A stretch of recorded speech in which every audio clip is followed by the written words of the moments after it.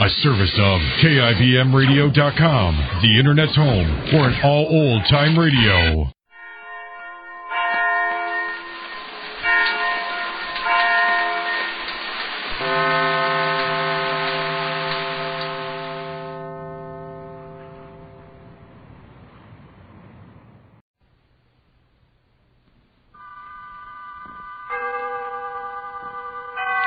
Autolite and its 98,000 dealers bring you Mr. Peter Lawford in tonight's presentation of Suspense.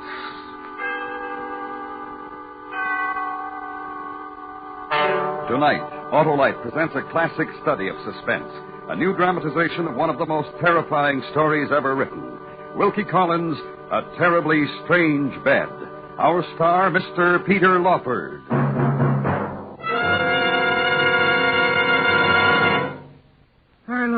What is so wonderful as a day in June? Why, world-famous Autolite spark plugs, of course, Hap. What? I said world-famous Autolite spark plugs are touts, Hap, because they're ignition-engineered, designed and built by ignition experts to give the best performance money can buy. That's why Autolite spark plugs are specified as original equipment on many leading makes of our finest cars, trucks, and tractors. But what do spark plugs have to do with June? Why, Hap, June is the perfect time to get your car tuned up, to get the spark plugs checked for summer driving. So, friends, see your Autolite spark plug dealer soon. He's a specialist on spark plug cleaning and adjustment for all makes of cars. And if replacements are needed, he will install ignition-engineered Autolite spark plugs, either resistor or standard type, best suited to your car and your style of driving. Remember, from bumper to tail light, you're always right with Autolite. And now, Autolite presents Mr. Peter Lawford in Wilkie Collins' story, A Terribly Strange Bed, hoping once again to keep you in suspense. Shortly after my education at college was finished, I happened to be staying in Paris with an English friend. We were both young men and lived, I'm afraid, rather a wild life in the city of our sojourn, and thus had probed the various refined pleasures suitable to our class, and searched for others less elegant. Searched for them in the neighborhood of the Palais Royal, which lies covertly against the dark River Seine. And from each closed doorway, the small echoings of small promises. That one, Henry. That doorway there. Oh, you're drunk, Gerald. Pleasantly, exquisitely, modestly, delicately am I drunk. And therefore... Therefore what, Gerald? The doorway I have suggested and the word Frascati painted on it. Noble word, noble mysteries. I've been there. Oh, sly, and traitorous friend. You have been there. And alone, slyly, and without me. And it has a ghastly kind of respectability. 5 franc respectability, and it would not amuse me. Come along, Gerald. Come along, Gerald. That's it, Gerald. You're coming along very nicely. What I want, Gerald... Oh, what you want, Henry. Want and you shall find. Want and you shall find. What I want is somewhere where we can see a little genuine blackguard, poverty-stricken gaming, with no false gingerbread glitter thrown all over it. No gingerbread for my friend. Thank you, then. A place not fashionable, not respectable. A place of evil, perhaps. And of emotions I've never known. Oh, Gerald, come along. Gerald will not come along. Gerald is content here. Look, listen to me. Gerald is content here to lean his weariness and his search against this doorway. Against... Gerald!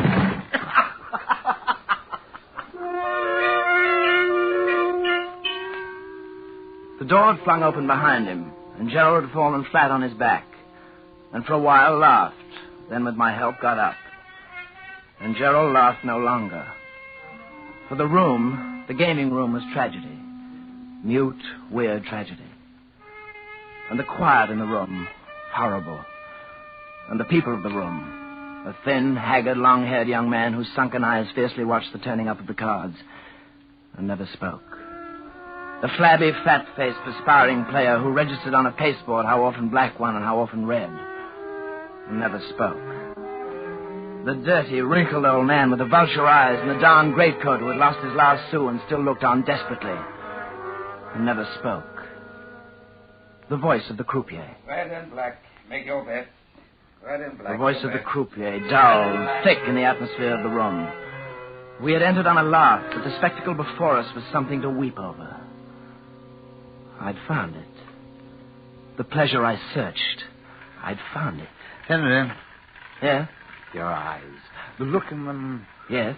It's what you wanted, isn't it? The place of evil and of emotions you would never... I want to play. Of course you do. Come then. Red and black, make your bets. Red and black, your bets. Red and black, your bets. 1,000 francs on black.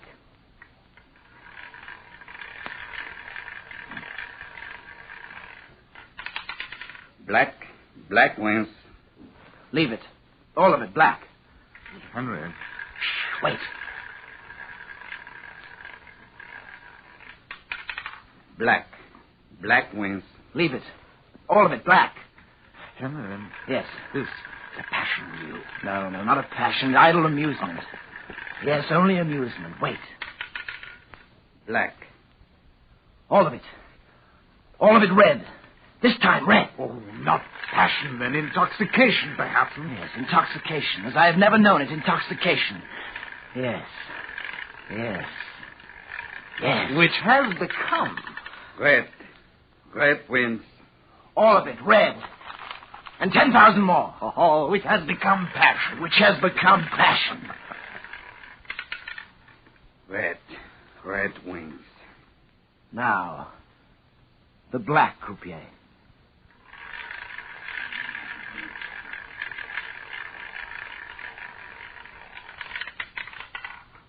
Black. Oh, permit me, sir. Permit me to restore to their proper place the 2 coins which were dropped. There, in their proper place. 1,000 francs.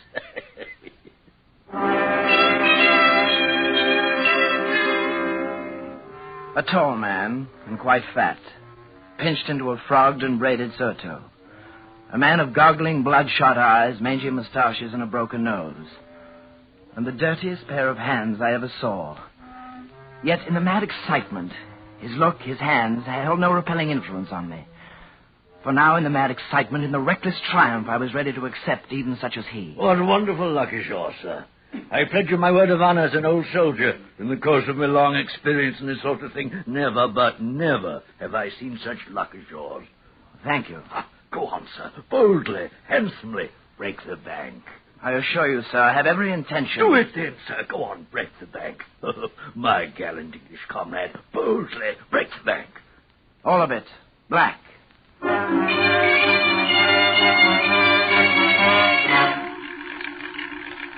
And I did go on. Went on at such a rate that in an hour... Gentlemen, the bank has discontinued for tonight.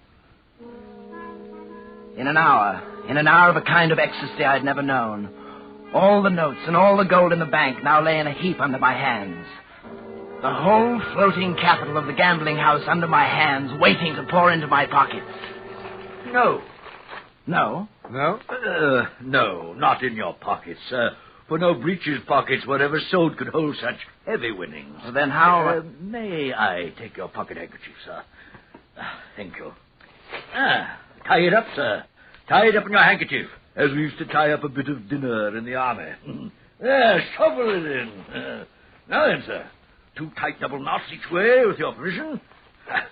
And the money's safe. Thank you. Feel it, sir. Hard and round as a cannonball. Feel it. Champagne, sir. I will buy you champagne. No, thank you. Well, for your friend, then. For Henry's friend, sir. Amiable, gracious Englishman. Champagne! Champagne for the friend, the conqueror of the bank, and for me. Come, sirs, to my table. I am Fabian Nero, gallant sir. And you? Henry Calder. And this is my friend, Gerald Titchener. Henry, Gerald, Fabian. Lovely. Henry, Gerald. Thank you. Henry and Gerald. Fabian. We are friends, aren't we? To have touched your sleeves, to have you seated here beside me. This old soldier's heart will burst, my eyes will weep, my hands will... the champagne. A toast, gentlemen. A toast to... Not for me, please. Oh, of course not for you. Gerald and I, then. You and Gerald, Fabian. A toast to the goddess Fortune, who embraced tonight our Henry, and smiled secretly upon him, and nestled very close. The goddess Fortune, gentlemen. An English cheer. Hurrah, hurrah, hurrah! Hurrah, hurrah, hurrah! Ah. Hurrah, hurrah, hurrah! Hurrah, hurrah, hurrah!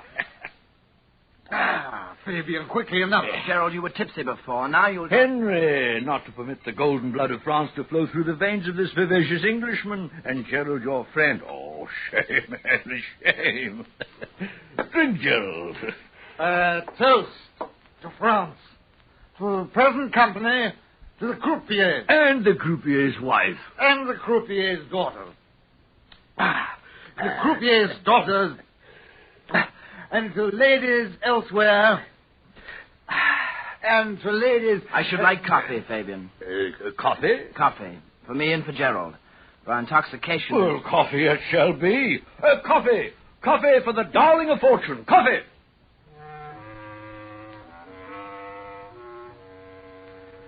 The word pronounced by Fabian Nero seemed to have a magical effect on the company present. They suddenly had lost interest and all rose to depart. Probably they had expected to profit by my intoxication, by the proffering of champagne. But finding I would have none of it, had now abandoned all hope of thriving pleasantly on my winnings. Whatever their motive might be, at any rate they went away in a body. And the silence of before was now deeper than ever. Then, from a sort of vestibule at the far corner of the room, a woman appeared, bearing a tray of coffee and glasses, and walked towards us, enveloped in silence. Woman of emaciated face and burning bright eyes and wisps of colorless hair drifting across her rouged cheeks. Your coffee, sir. Thank you. You will find it strong and good. Thank you. Strong and good, handsome sir. Here you are, sir. Thank you. For I am parched with thirst. And it was kind of you and of Fabian, and gracious and generous. How wise you are, Henry, to drink this coffee of Millie's, the coffee of Millie Prudhomme. Millie Prudhomme. Divine Millie. Beautiful Millie Prudhomme. Oh, handsome sir. Will you have coffee? No. Champagne, Millie. To drink your beauty. How wiser than your friend, Gerald, to drink coffee and rid yourself of your little amiable exaltation of spirits before you think of going home. And you must, my good and gracious friend, for with all that money... Good and gracious friend. With all that money to take home tonight, it is a sacred duty to yourself to have your wits about you. Drink, Henry. Drink your coffee. You are known to be a winner to an enormous extent by several gentlemen present tonight who are but mortal men, sir, and have their own amiable weaknesses. Drink, Henry. Who'd surely rob and murder if you were to... Wait. Oh, Henry? I'm ill. I'm very... What? He is ill, very ill. I will weep. Henry is ill and I'm drunk. Millie will sob. Will you sob, Millie? ill. A fit of giddiness. The room whirls round and round, furiously. Henry! Your voice deafens me, furiously. Oh, my dear friend, my dear friend. Madness to go home in your state. You would be robbed, murdered. You need a walking, and then a sleep, and not a murdering. A walking, and then sleep, and in a safe place, Henry. Yes, walk. Sleep. In a safe place. The place of Millie Prudhomme. A rooming house above the game room. And the capital beds of Millie's rooming house. I don't... Madness to go to your own home. Sleep at Millie Prudhomme. And tomorrow... Go home safely with your winnings. Tomorrow, in full flow of life, and in broad daylight. Tomorrow. Gerald. Fabian's right. If anyone needs sleep, you surely need. Come then. Quickly. Come then, quickly. I will help you. Put your arm about me. That's the dear boy. Millie? Millie. Yes, Gerald. Come.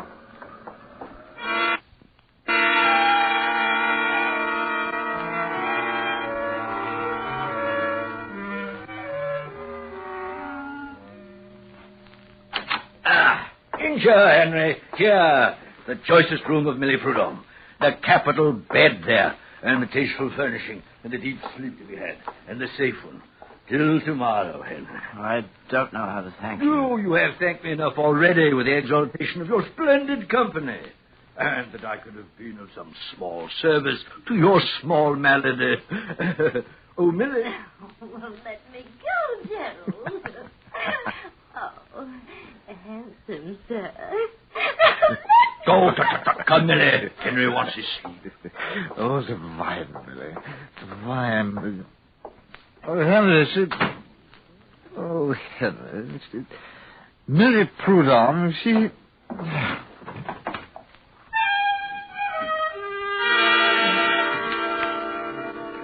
Gerald passed into his particular oblivion in the middle of a sentence. I walked over and locked the door. Then I took my money, my winnings wrapped in a handkerchief, and placed beneath the pillow of my bed. I lay down. My senses still swam, and I looked up at the heavily brocaded canopy, and it seemed to move. Somehow to move. And for an instant I thought, this was a terribly strange bed.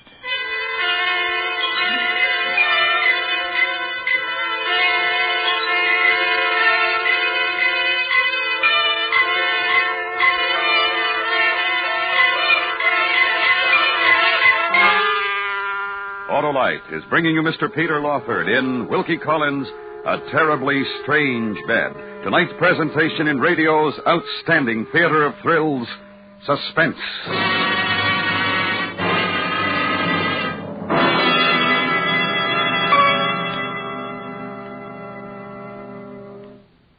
Well, Harlow, vacation time's nearly here. Yes, Hap, but not for spark plugs. They're the very heart of your car's ignition system. And if they're not right, the chances are you won't get smooth and efficient engine operation during summer's hot and heavy driving. That's why now is the time to check them, eh, Harlow? Yes, Hap, and when replacements are needed, wise drivers insist on ignition-engineered Autolite spark plugs, like the famous Autolite resistor spark plug. That's the amazing double-life spark plug that gives top performance for twice as long as ordinary spark plugs. And the Autolite resistor is only one of a complete line of Autolite spark plugs designed for every use. Right, Harlow? Right, Hap. So, friends, see your Autolite spark plug dealer tomorrow for a spark plug checkup. And if you need replacements, take nothing less than ignition-engineered Autolite spark plugs, either standard or resistor type. You'll be glad you did, because from bumper to tail light, you're always right with Autolite. And now, Autolite brings back to our Hollywood soundstage Mr. Peter Lawford in Elliot Lewis's production of A Terribly Strange Bed, a tale well calculated to keep you in suspense.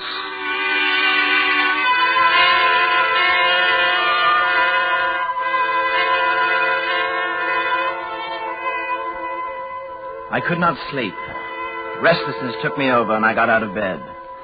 There was the dim, quiet flicker of a single candle, and next to it a washstand. I plunged my face into the water. There was a single chair, and I sat down and tried to compose myself. Slowly, the giddiness left me. A shutter. And a window. Shutter attached by a single hinge and flapping against the side of the house. And no lock on the window. No way of locking the window. Henry? Gerald, are you up? Where? In a room. Over the gaming place. It's all right. I've locked the door. But the window, it's... Window. And there's a window.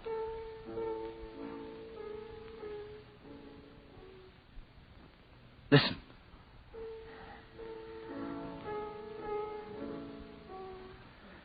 Did you hear?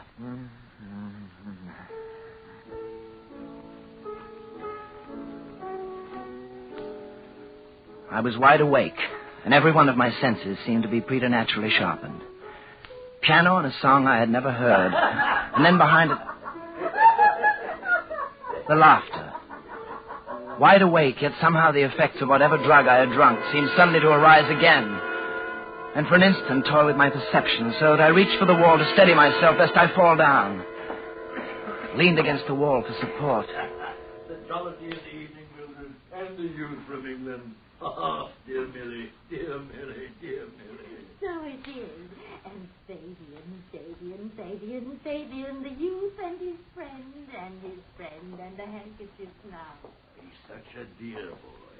Yes. He's such a dear boy. Yes. He's such a dear boy. He's such a dear boy. He's such a dear boy. He's such a dear boy. The moment their voices wavered and fled, a kind of melancholy seized me.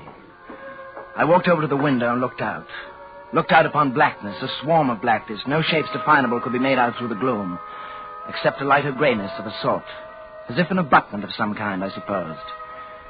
Directly across the window and somewhat below it, but how far across and to what length below I could not determine.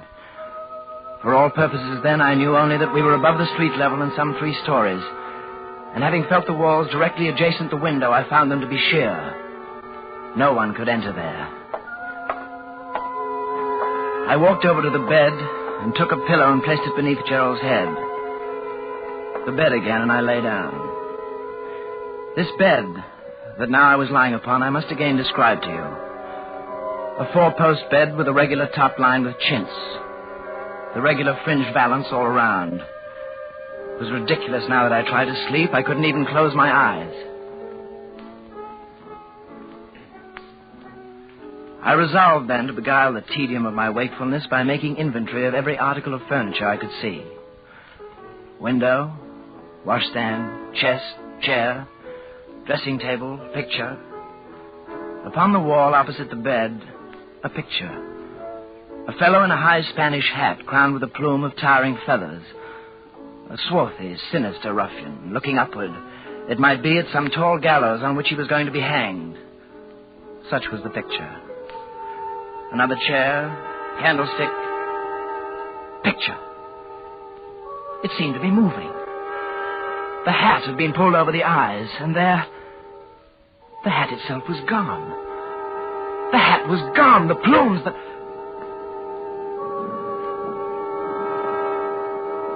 Was the bed moving? No. No, it was a brief and terrible dream. How could the top of a bed move? Brief and terrible dream, trick of the eye, and the mind's going down for a moment into sleep. Yet I let my mind say it. The top of the bed had moved. Gerald, wake up. Huh? Open your eyes. Now what? Shh, quietly. Keep your voice in a quiet tone. Why? What? Shh, listen. Above you. Directly above you. Look, there's a picture. Do you see it? Yes. A minute ago, the man was wearing a hat. He was wearing a hat. Now he is not. Oh, my friend, you're very drunk. I'm very proud of you. Fool, listen to me. All right, Henry. Where there was a hat is now a peephole, and we are being watched. All right, Henry. Now stay where you are, but be alert. All right, Henry. Henry. Yes. What are you going to do? Make sure of a thing. What thing? The bed. What? Keep your eye on the canopy. I'm going to lie in the bed now, Gerald, and make sure that they're not trying to murder us. How? By feigning sleep. What? By feigning sleep, Gerald. Just that. Now, quiet. Yes.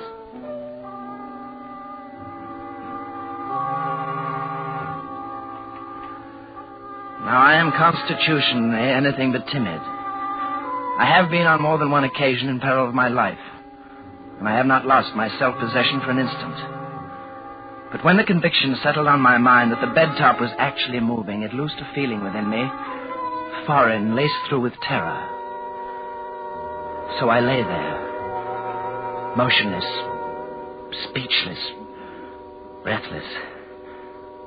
The candle spent went out, but the moonlight still brightened the room. I lay there.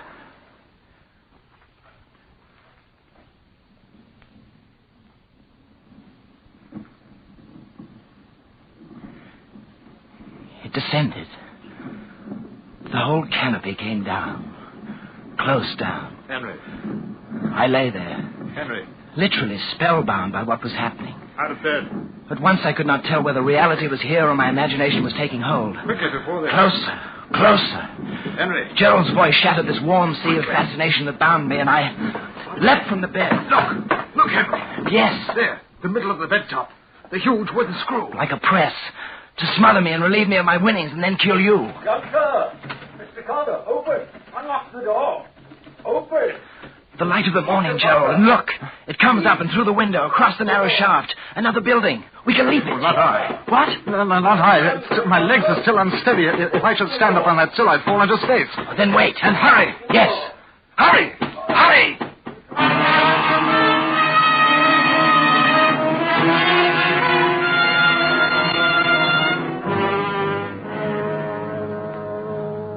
The rest of my story is soon told. From the building next door, I reached the ground and saw police. With them, I returned. And Mr. Fabian was seized, as was Mrs. Prudhomme. The police congratulated me on my good fortune and Gerald's on his, and told us that they would probably never know how many people had been smothered in this diabolical bed. So tightly was the canopy pressed to the bed that I could not retrieve my money. The mechanism had to be released from the room above. The police bade us go, and finding ourselves walking homeward, Gerald said to me, I know a place where gambling is carried on at such a fever pitch that you'll be carried to the heights of excitement. Needless to imagine, I refused to go along with Gerald. My adventure cured me of ever again trying rouge et noir as an amusement. The sight of a green cloth with packs of cards and heaps of money on it will henceforth be associated in my mind with the sight of a bed canopy descending to suffocate me in the silence and the darkness of the night.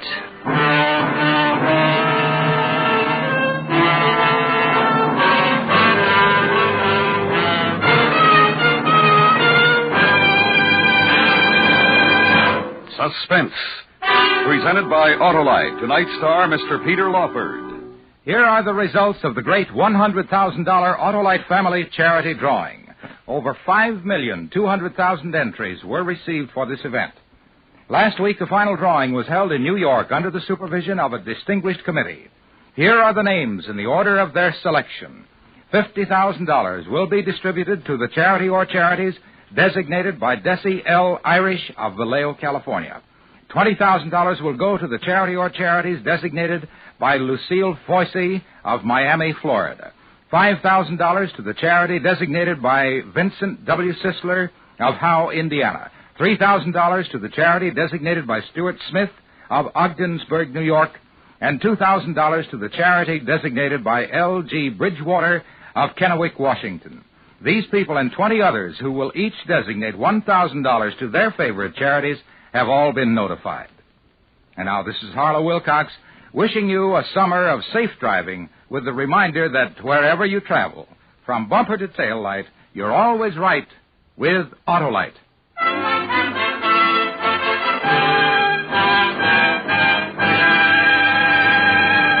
Next Tuesday night, June 15th, we will continue with a new series of suspense programs.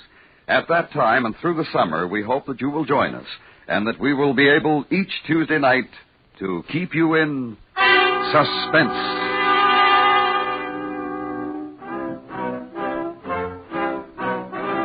Suspense is produced and directed by Elliot Lewis, with music composed by Lucien Morawick and conducted by Lud Gluskin. A Terribly Strange Bed was adapted for suspense by Morton Fine and David Friedkin, from the story by Wilkie Collins. In tonight's story, Ben Wright was heard as Gerald, Paula Winslow as Mildred, Joseph Kearns as Fabian, and Vic Perrin as the croupier.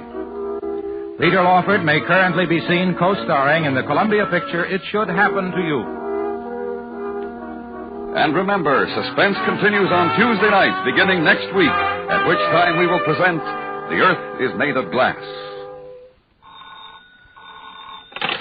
You can buy Autolite standard or resistor type spark plugs, Autolite Stay Full batteries, and Autolite original service parts at your neighborhood Autolite dealers. Switch to Autolite. Good night. This is the CBS Radio Network.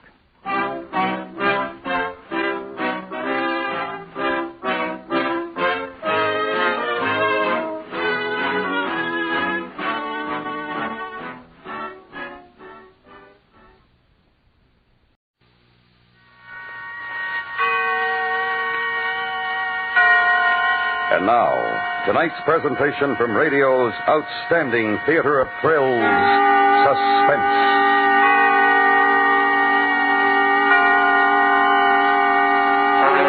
Tonight, the story of a murder, deliberate, cold, motiveless, in which we will examine its effects on our protagonist.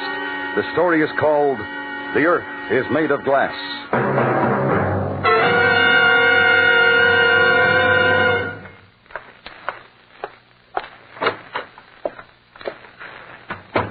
Good morning, Dr. West. Oh, good morning, Miss Adams. I've brought down the night charts from the 4th floor. Now look them over. What sort of night did you have? Fairly quiet, Doctor. No new cases. If there were, I don't know where you'd put them. Well, we have one vacant bed this morning, 436. Mr. Steele? Yes, he died about 4 a.m. Surprised he held on that long. I thought you might be upset, Doctor. I mean, the day supervisor, Miss Rosenberg, told me you and Mr. Steele were either related or very close friends. No, not at all. Mr. Steele suffered certain delusions. And just before he died, he asked me to give you this, Dr. West. It's some kind of diary or journal. He said he owed it to you, that it was in compensation. Well, leave it on the desk. I'll ask who's in charge of settling his estate. All right, Doctor. I looked at the first few pages. Very strange. Oh? Well, I'm going off duty. Very well, Miss Adams. I'll see you tomorrow. Yes, Doctor. The Journal of Richard Thomas Steele. Strange. He tore out a good many pages. Everything up to July 26th. That's only a month ago. Why on earth did he leave it to me? Who do you think I was? Poor devil, there was certainly something torturing him. July 26th, an extremely depressing day. From early morning on, the air was hot, heavy, sticky. I stayed indoors.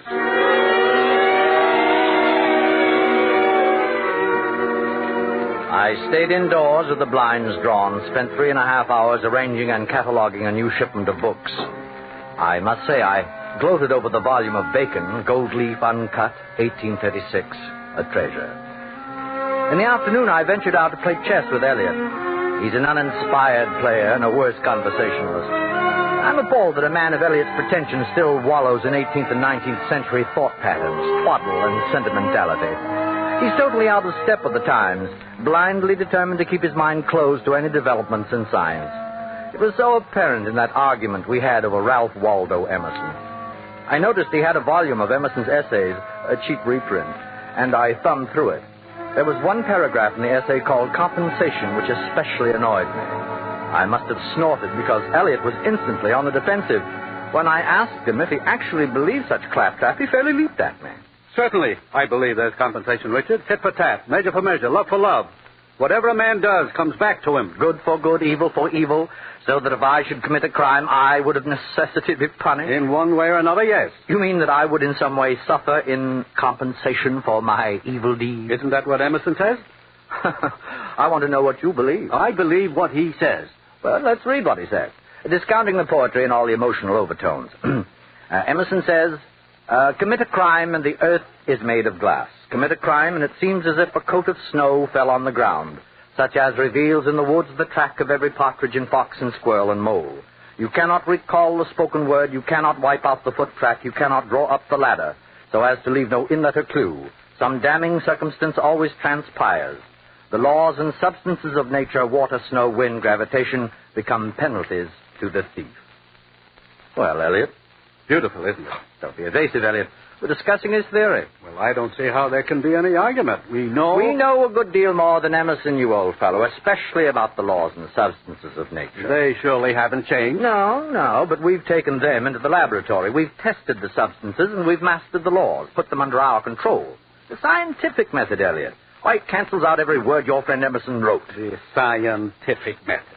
Is it an open sesame to all knowledge? Does it make us gods? There are still mysteries we can never fathom, Richard.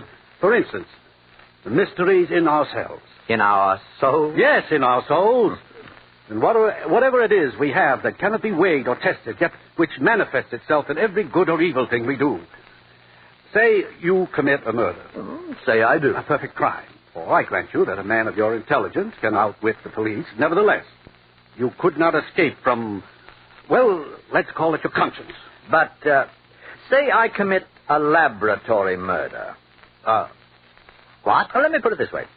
To catch a murderer, the police first set out to discover some connection between the murderer and his victim, which leads them to the motive for the crime. And when a murderer is caught by his own conscience, it is also through his connection with his victim, his emotional connection. But in a pure, abstract murder, one occurring in an emotional vacuum, impossible. The two participants would be connected only by the unadulterated act of killing. But isn't every man connected first of all with himself? I mean, a man renders judgment on himself. In his soul, I would say. Oh, but superstitious claptrap, Elliot. Apparently you're completely unable to grasp my premise. Theoretically, a laboratory murder is entirely possible. Well, why not actually? It'd be very interesting to test the theory and find out.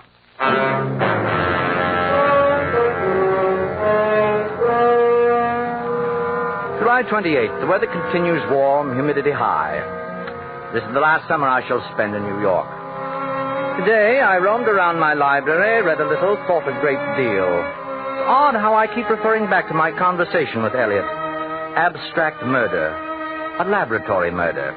I jotted down one or two theoretical points today. An amusing project in such hot weather.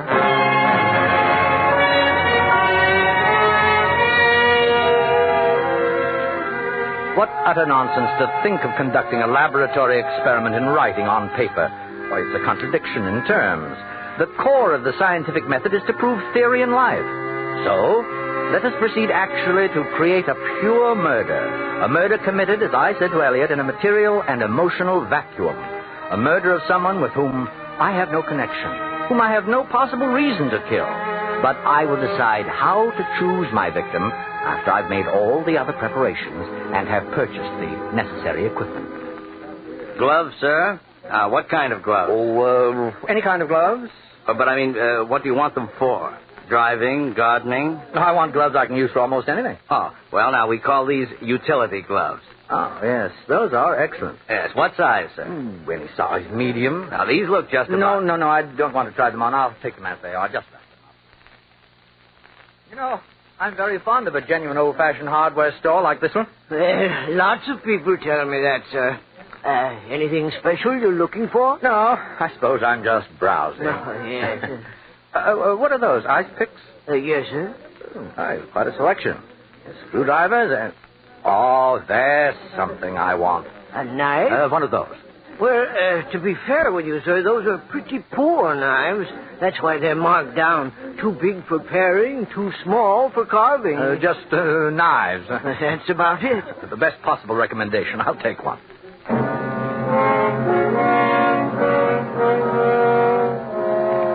A meaningless knife, all-purpose gloves, knife and gloves new, factory-made, uncontaminated by human association, smelling only of the harsh, impersonal machines which turned them out. My first safeguard against the intrusion of emotion. And now, to complete my plans, who will it be? I must never see his or her face. I must not know his or her name, age, occupation, thoughts, or desires. I must come into contact with this victim as casually as though we were blown together by the wind. There can be no selection, no volition on my part, except the elementary volition necessary to raise my arm to kill.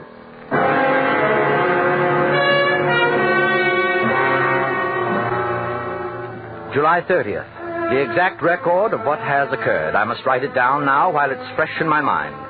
I'll be absolutely precise and objective. Very well, then. At exactly 10 p.m. tonight, I left my house wearing the new gloves and carrying the knife in my right-hand coat pocket. I walked an undetermined number of blocks, turning corners at random, taking care to observe no street signs or landmarks. I observed only one thing, that there were many people on the street. In fact, I became aware that I was pushed into a rather dense crowd. I walked on with difficulty, but not once did I allow myself to become conscious of the exact nature of my surroundings. Then, at last, I found my progress through the crowd blocked by what I can only describe as a human back. I raised the knife and drove it into the back with all my force. I continued walking without haste, pausing only a fraction of a second to hear. He's dead. He's dead, yes. I paused just long enough to hear, thus confirmed my unqualified belief that without any possible consequence to myself, I had taken another human being's life. August 1st. All day I felt enormously stimulated, elated by the success of my experiment. The very intensity of the sun outside my study has added to my feeling of well-being. Tomorrow I shall complete my notes on this extraordinary and I'm sure valuable psychological study. Today I shall relish to the full my mood of achievement. How I regret that I can't tell old Elliot. I can picture the disbelief and horror on his face if he knew. Compensation. Oh, tut-tut, Mr. Emerson.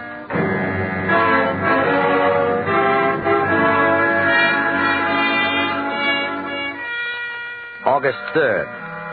Yesterday I was unable to write in my journal because of the excessive heat and because I suffered from a headache and a vibration in my ears. Today I'm forcing myself to write to have on record the final control in my experiment, my laboratory murder.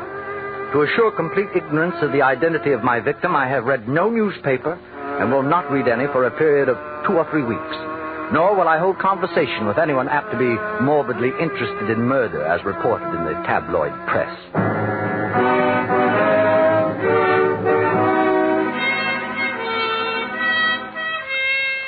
August 4th, the heat is unbearable, and all day I have felt that odd, heavy vibration in my head, now also on my arms and body. It is almost constant in a 1-2, 1-2 rhythm. But sometimes it's a sound as well as a vibration, like the distant sound of the sea.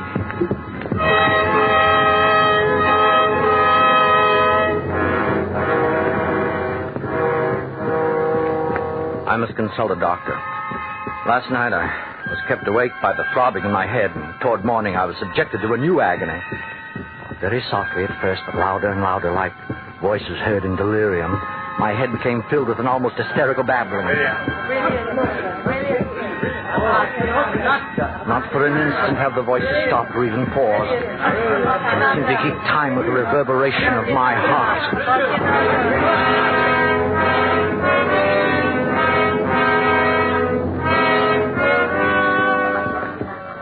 August 8th. I have no need to consult a doctor, for I know the nature of my illness. Last night, trying to drive the unspeakable uproar from my brain, I turned to music. But when I put the record on the machine, Schnabel's recording of Beethoven's F-minor sonata, the Appassionata, the sound and the voices rose to a bedlam, shrieking, and drowned out the music. And then I knew, in spite of every precaution, my laboratory murder had not taken place in a vacuum. Two things had penetrated my shield. First, the voices echoing in my ears, the fragments of speech about a concert, are the same voices I heard in that crowd, rising again and again to the climax of a woman's scream.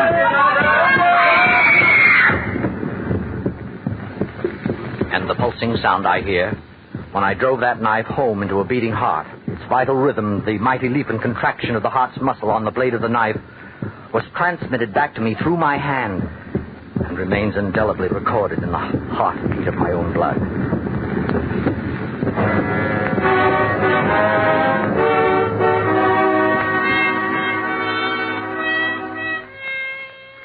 August 11th. During the past hour, the incessant hammering of sound has receded, but I know this respite will be brief. Now, while I'm able to reason, I must discover where I erred and act swiftly to correct my error. There's no turning back. The death I caused is an accomplished fact, and each day I remember something more.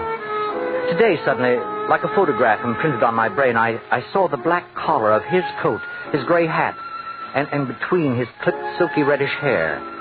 And I had and still have an insatiable desire to turn his head around, see his face.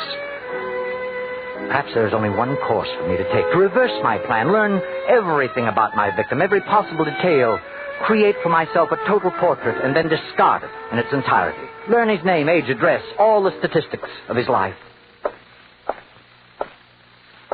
I beg your pardon, miss. I Where are the newspaper files? What dates did you wish to see? The week of July 30th. Which paper? The Times. I'll start with that. Now, just a moment. I want them for the whole week. Yes. Here are all the copies for July, bound. And these loose ones are August, so far. Oh, thank you. Now, don't take them out of the reading room and return them to the desk when you're through, please. Yes, thank you, I will. I opened the bound volume near the end and immediately saw his picture, page 1, center. The photograph was blurred, but without reading a word, I recognized him because he matched his hair. I mean, his face went with the back of the head I had seen. But before I could read the headline above the picture, someone spoke to me. Pardon me, but may I look at that for just a moment? Oh, it couldn't be.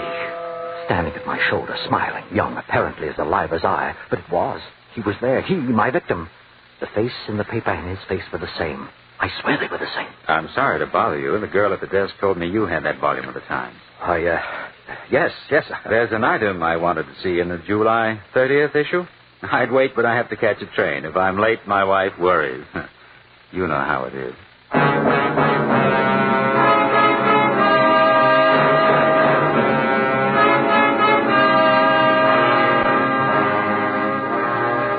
If I am late, my wife worries. And that night, he was very late. Somewhere, she's still waiting. Is that what he wanted me to know? Oh, but this is madness, hysteria. It's merely coincidence. The man in the library looks so much like him. He's dead. I know he's dead, and the dead neither walk nor speak. I must believe that. And I must go back to the library and find out where he lived, who and what he was.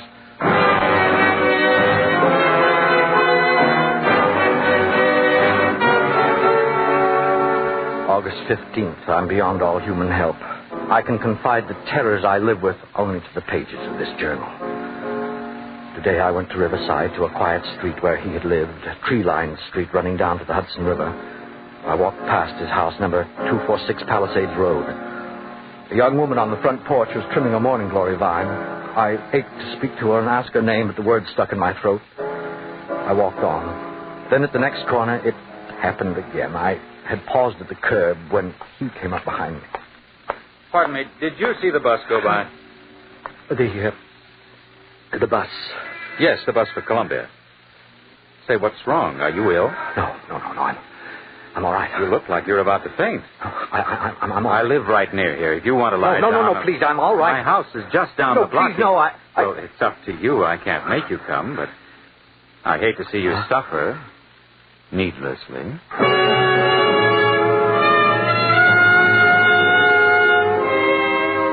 August 20th. He doesn't like to see me suffer. Yet because of him, there isn't one day, 1 hour when I'm free from despair and fear. Yes, I accept him now. The dead do walk and speak. At least one dead man does. Whether actually or in the madness of my brain, I do not know. I only know that if I venture out of my house, inevitably he finds me. Sometimes he follows at a distance, sometimes waits ahead of me and beckons, and sometimes he meets me face to face as he did 2 days ago. I was going home, and I stopped at the corner drugstore. Evening, Mr. Steele. Malted? No. I'll have a cup of coffee. Sure thing. Here, this stool's vacant, next to this gentleman. Thank you. Oh, no. Go ahead, sit down. Sure, sit down. I won't bite you. Here's your coffee. No, Joe, I changed my mind. Look, fella, if it's something about me... What's wrong, Mr. Steele? What do you want of me? Tell me what you want. Me? I don't want anything. Then why don't you leave me alone? Somebody you know, Mr. Steele? Apparently, Mr. Steele thinks he knows me. I do. Oh, I do. Maybe so, mister, if you say so. But if you know me, it sure wasn't from this life. Must have been some other incarnation.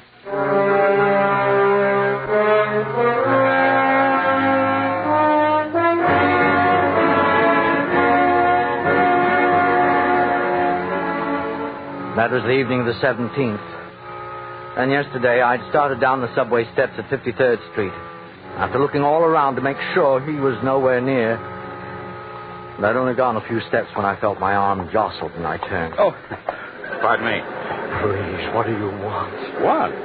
What do you mean? Why are you following me? I looked and I didn't see you, and then suddenly you struck my arm. Maybe it's just fate or something. Anyway, I said I was sorry. Then have mercy on me and go away. Look, you don't own the subway. Please. please, I beg of you. Okay. Since my face seems to give you the willies, I'll be big-hearted. I'm in no hurry, got all the time in the world, so I'll wait and take the next train. Will that help? You know it will. I don't know and don't want to, but run along now before I change my mind.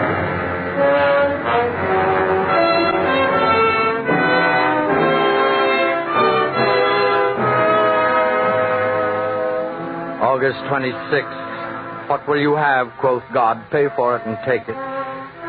Well, I have paid, and I must now take. For today I learned the cure for all my pain and torment. Today the course I have to take is clear. Today, on a deserted path nearing Fifth Avenue, I saw him again. He was coming directly toward me. I waited. I didn't even try to escape.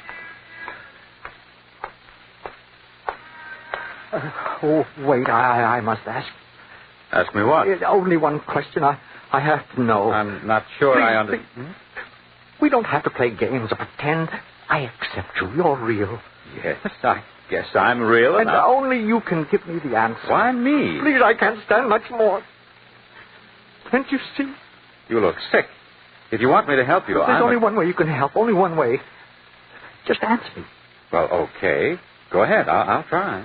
Do you believe in compensation? Now, what do you mean by that? I mean, if someone does evil, if I have done evil, must I get evil in return? Well, say it again. Do you believe in good for good, evil for evil? Look, what about killing? Well, there's all sorts of killing. In the war, I killed several people. I know, but senseless killing with no reason. What's the compensation for that? You've asked a pretty complicated question of a pretty simple guy. The only thing that comes to my mind right now is what it says in the Bible, an eye for an eye and a tooth for a tooth. That's what you believe? Well, sure, I guess that's what I believe. Well, does that answer your question?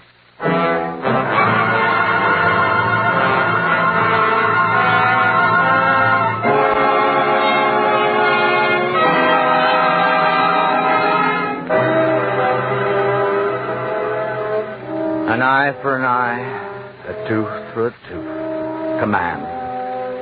The price asked by the only one who can ask it. Well, I'll pay. For I've learned that no event between two human beings can happen in a vacuum. We're all enmeshed, bound together through our blood in a pulsing net. And if one of us does violence to another, he does violence to himself. Very well. This price I'm glad to pay. I'm glad to die for his death. There's no other way.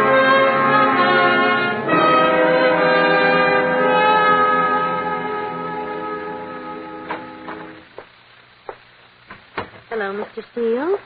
Are you awake? Where am I? In the hospital. How do you feel? Oh, but I have to die. Not if we can keep you from it. But I have to. Well, you did your best. And what a silly way to do it with a butcher knife. I tell you, you have to let me die. Where's the doctor? Now, lie down, Mr. Steele. The doctor will be here in a minute. I have to make him see. I promised. You promised? Oh, here's the doctor now. Dr. West, I'm having a little trouble. Trouble, Miss Rosenberg? What seems to be the matter? You. Forgive me. I tried to do as you said. I tried to die. Stella, please go away and leave me alone. I promise I'll die.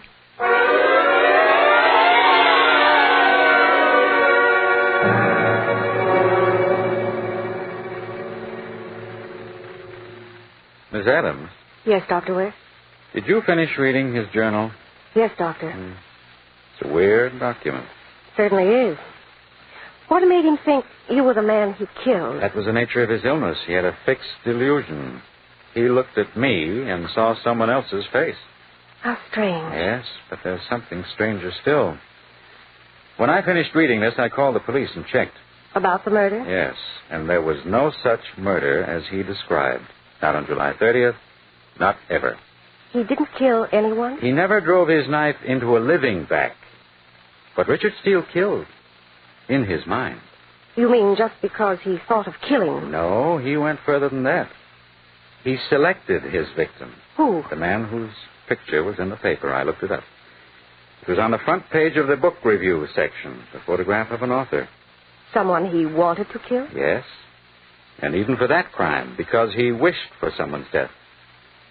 The earth was made of glass. There was full compensation. Whose death? Who was it? The author of a new biography called Ralph Waldo Emerson in Our Times. And who was it by? The author was Richard Steele himself.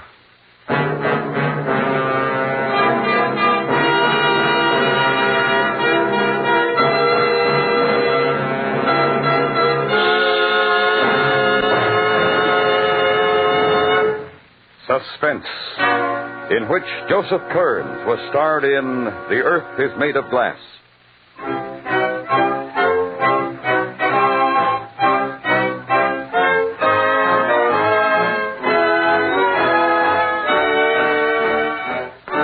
Suspense is produced and directed by Elliot Lewis, with music composed by Lucien Morowick and conducted by Lud Gluskin.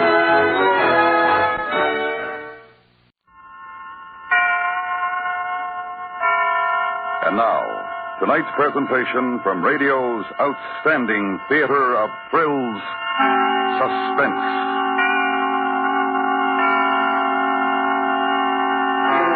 Tonight, the story of a man with no imagination who found it necessary to cause the violent end of a life.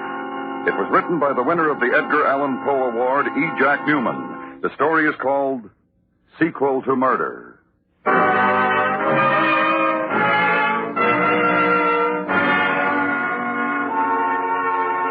I read. I don't write. I don't have the imagination, they tell me. They've told me. But I'm writing this down, and it doesn't take much imagination, so I guess I might do a fair job at that. Take a day in my office for a starter. Oh, hi, Frank. Up to your neck? No, Mr. Walsh. Oh, good. Here. New writer. Interesting title. Death on My Hands by Blaine Kittredge. Good title. New boy. Like to have you read it and see what you think for our Red Barrier series. Okay, I'll get at it as soon as I can, Mr. Walsh. What did you think? Well, I only read the first 10 pages, Frank. Looked fine. But I'm going to leave the decision up to you.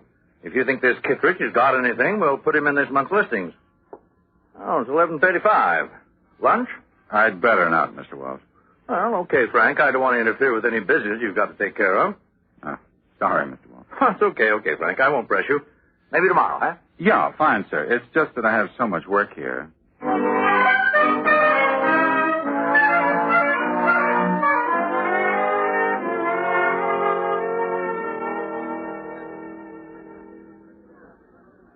We certainly can't go on like this.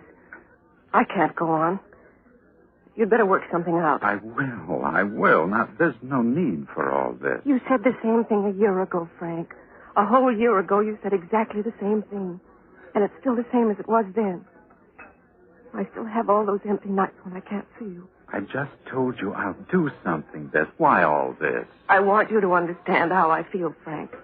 Exactly how I feel. Make no mistake about it. Either you do something now, today, when you see her. Something definite. Or that's the end. This way it's awful. Awful for me, too, you know.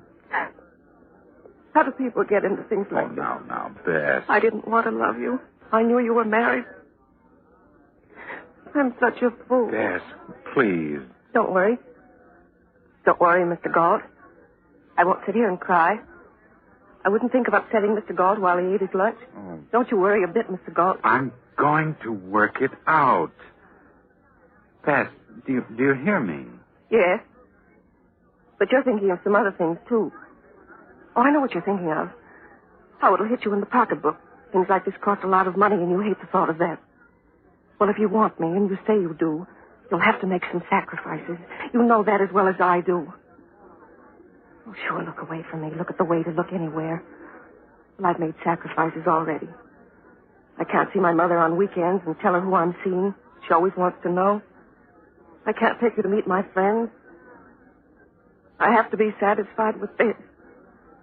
This meeting you at your restaurant and seeing you at your office. I don't have a life this way, Frank. You don't even have the imagination enough to arrange a romantic setting. Now, stop it, Bess.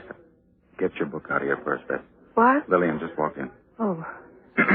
And if these terms are satisfactory, please advise by wire or cable. Yours truly, Frank Galt. Frank! Hmm? Oh, Lillian. Well, I took a chance you'd be here. I thought maybe you'd buy me lunch. Sure, dear, sure. I didn't know you were coming in this early. Oh, you remember Miss Lucas from our editorial department? Yes. How are you, Miss Lucas? Fine, Mrs. Galt. Nice to see you again. I'd better get this off in the mail right away, Mr. Galt. All right, Bessie. Fine. Better do that. Well, don't let me rush you off, Miss Lucas. Well, we're finished, Mrs. Galt. Sometimes lunch is the only place I can pin him down. Really? Are you that busy, dear? Seem to be. Sit down, Lillian. Thanks. Oh, don't forget your notebook, Miss Lucas. Oh, yes, of course. Mr. Galt. Hmm? I hope you won't let that other matter slip your mind. It's imperative that you do something about it immediately. This afternoon. Oh, yes, of course, Miss Lucas. Fine. Excuse me, Mrs. Galt. Yes. See you in the office. Yes. Goodbye for now. Would you like a drink, Lillian? She's an interesting girl, Frank. Best? Oh, sure, yes. Very bright. Going to be one of our best editors someday. She looks like she'll go far. But I certainly don't like the way she wears her hair. I'll take the drink. Philippe? On the phone, you said it was something important. Yes. Are you going to tell me? Yes, Lillian. I tell you what I'll do, Frank. I'll make it easier for you. You're always very bad at this sort of thing, and I'm always very good at it. That what sort of thing? You don't even know what I wanted to talk to you about. I can guess what you want to talk to me about. And you can stop me if I'm wrong. I know all the symptoms, especially on you. I know you like a book. You hate to get down to cases. In your office, you're a real demon. Doesn't take any imagination to read what other people have thought out. But this is hard for you, isn't it? I'll say it right out, Lillian. I want a divorce. Well, you did get it out, didn't you? I want a divorce because we don't get along. We haven't gotten along for 5 years. I want a divorce because I think we've tried about everything to make it work. It won't. Lillian, what do you think? What do you honestly think? Well, I think a divorce is a swell idea, Frank. Let's get one. Huh? Everything you've said is true. We're Castinko. There's no denying it. We can't live together, can we? No, we can't. You surprised me. Do what? How? Well, this isn't exactly the most pleasant thing for two people to discuss or start to plan for. Matter of fact, it's a tragedy and a sin. Both of us had such high hopes when we started out. I think we both honestly tried to do everything we can to make it work. Now, coming to this, we're admitting we failed. Well, that's one way to look at it, Frank. Very, very humane. But we're only human beings, aren't we? And we're two very nice people, aren't we? And it's too bad, but these things happen in life, don't they? Yes, they do. I'm sorry. You wanted to say something like that to me, didn't you? Yes. Good boy, Frank. So, what do we do first? Well, I suppose we get in touch with Dutch and have him advise us on the legal procedure. No, I suppose we do. Way easier than you thought it would be, isn't it? I think you're being very understanding about the whole thing, Lillian. But then there's really no need for bitterness, is there? I'm glad you feel that way, Frank. Here. What's this? A few notes I made on how it'll be done. I've been thinking about it, too. I hope you won't find the financial strain too great. Lillian, this is absurd. $2,500 a month, the house, both cars, and 30% of the stocks they issue you annually. I think it's wonderful. That's why I agree with you about the divorce. This will make it easier for me to admit my defeat. You want to wreck me completely, don't you, Lillian? No, dear, not completely. Well, I can't stand still for this, Lillian. Dear, you didn't think you could have it for nothing, did you? Or do you have such a little amount of imagination? Who helped you work this out? Some shyster? I did it all by myself, dear. All by myself. Just the way you managed to wreck us. It's all by yourself. I don't want that drink anyhow. I have some shopping to do, and I'm going to meet some people for dinner later on. I suppose you're going to Dutch and talk to him about this. Take that along. And tell him that it's the only way I'll consider divorcing you. Just that way. No other. Lillian, I'll be reasonable, but this No thing... other way, dear. Those are my terms. Bye-bye. Dear.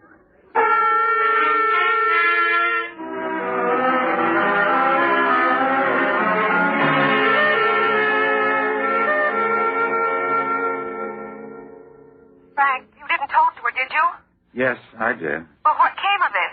Why did you avoid me when you came back to the office? I've been trying to get hold of you all day and half the night. Up to my ears in work, Bess. Work? Yes, work. Lots of it. I still have to work, you know. Well, don't get angry at me. Just tell me what happened. That's all you have to do. I'm lying in bed right now. I'm reading a manuscript. I have to make a decision on it tomorrow morning. Let's talk then. Now? Bess, I can't talk now. Lillian just walked in the next room. Yes or no, Frank? Yes or no? Say it. Say it now. Yes, we're going to be together. No, we aren't going to be together. Yes. She'll give you the divorce? Yes. Goodbye. Well, Hi. all tucked in, huh? Are you a little tight, dear? I'm a little tight. Yes, why? Nothing. It's just that I have to read this manuscript tonight. I'd rather not discuss anything about anything right now. Oh, I see. Death on My Hands by Blaine Kittredge. Interesting title, dear. Yes. Who's Blaine Kittredge? I don't know. Some new writer. We've never published anything of his before. Are you going to publish this? I don't know. I haven't read it yet, Lillian. Oh, well, don't let me stop you. Good night, dear. Good night. Frank, Yes. I hate to disturb you, but did you talk to Dutch? No. Are you going to? No. Then you don't want a divorce? What do you want, Frank? I want you to leave me alone right now. Okay. Bessie Lucas, isn't it? What? Oh, you're so bad, Frank. So bad an actor, and so little imagination. I could tell her today when I walked in on your little lunch. Nothing to say? No denials, no confirmation? Frank, you haven't made a decision yet. I have. What's that, Lillian? I'm going to divorce you. I'm going to get everything I told you about in the way of terms, and on top of it, I'm going to name her. No, please. It'll look pretty tawdry, dear. You're a pretty tawdry person anyway, aren't you, Frank? Real company man who has to do his little job regardless of what. No.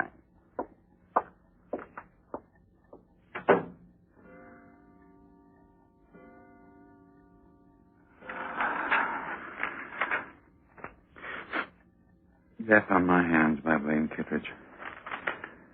Murder is the swiftest, surest, most untraceable crime, and the one that holds the promise of absolute success above all others. It requires two participants, the killer and the victim.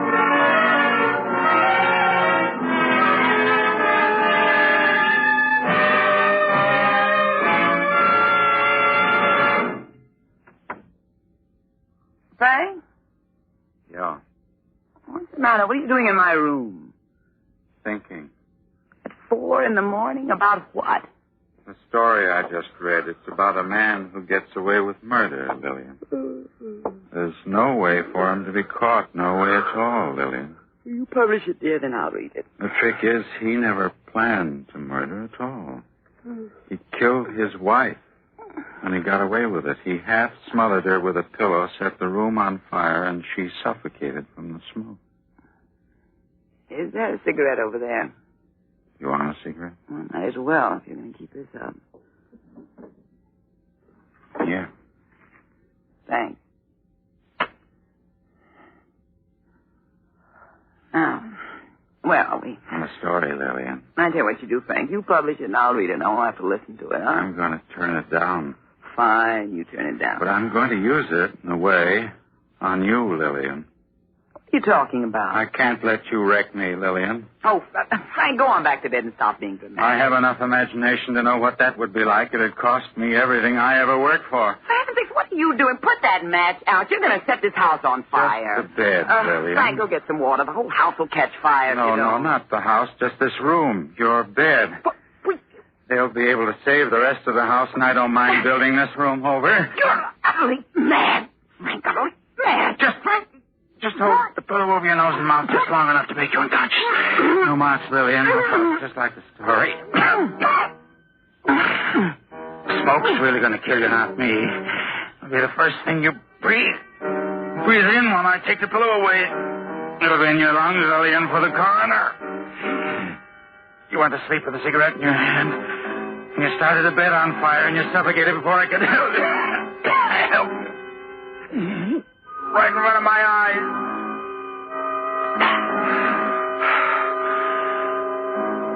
All right, Lillian, you can breathe now. That's it. Breathe, Lily.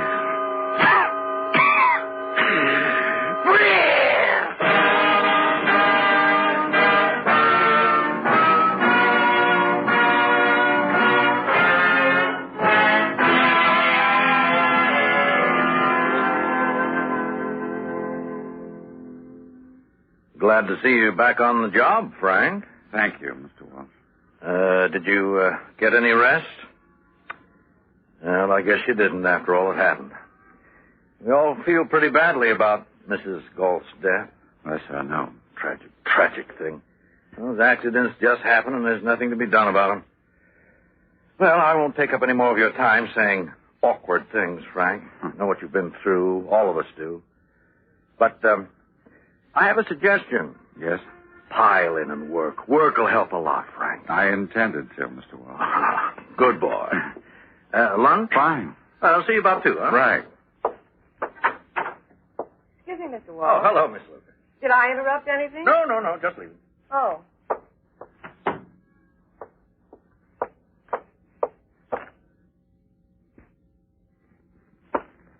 Frank. Beth.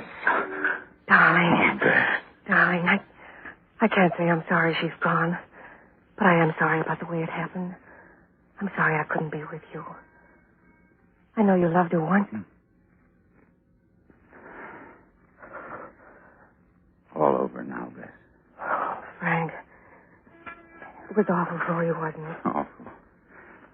But just as Mr. Walsh said, those things happen. Yes. Well, if you want to talk about it, I guess we can do it another time. Yes. Any time. That's right. Any time. Do I sound cruel or thoughtless? Oh. I do, I'm sorry. I just know that I've wanted you for so long. Now I can have you, Frank. Better get back to my desk.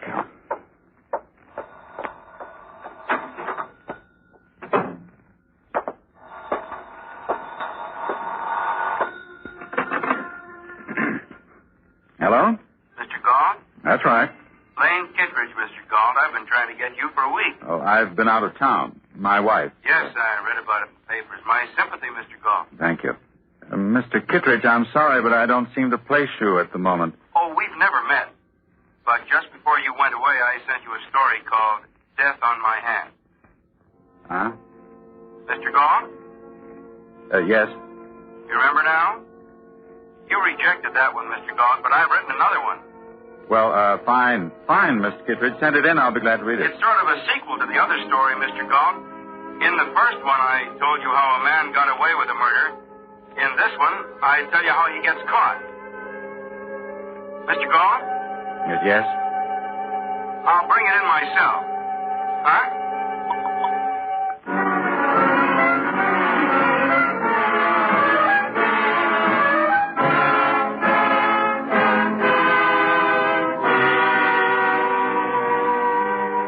You are listening to Mr. Whitfield Connor in E. Jack Newman's story, Sequel to Murder. Tonight's presentation in radio's outstanding theater of thrills, Suspense.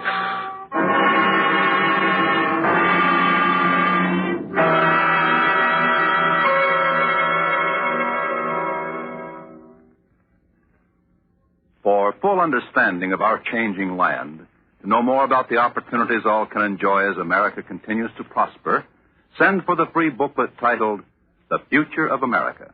Write to Box 1776, Grand Central Station, New York 17, and your copy will be sent to you by early return mail. The address again is Box 1776, Grand Central Station, New York City 17. For confidence, for security in your great future, send for this booklet today.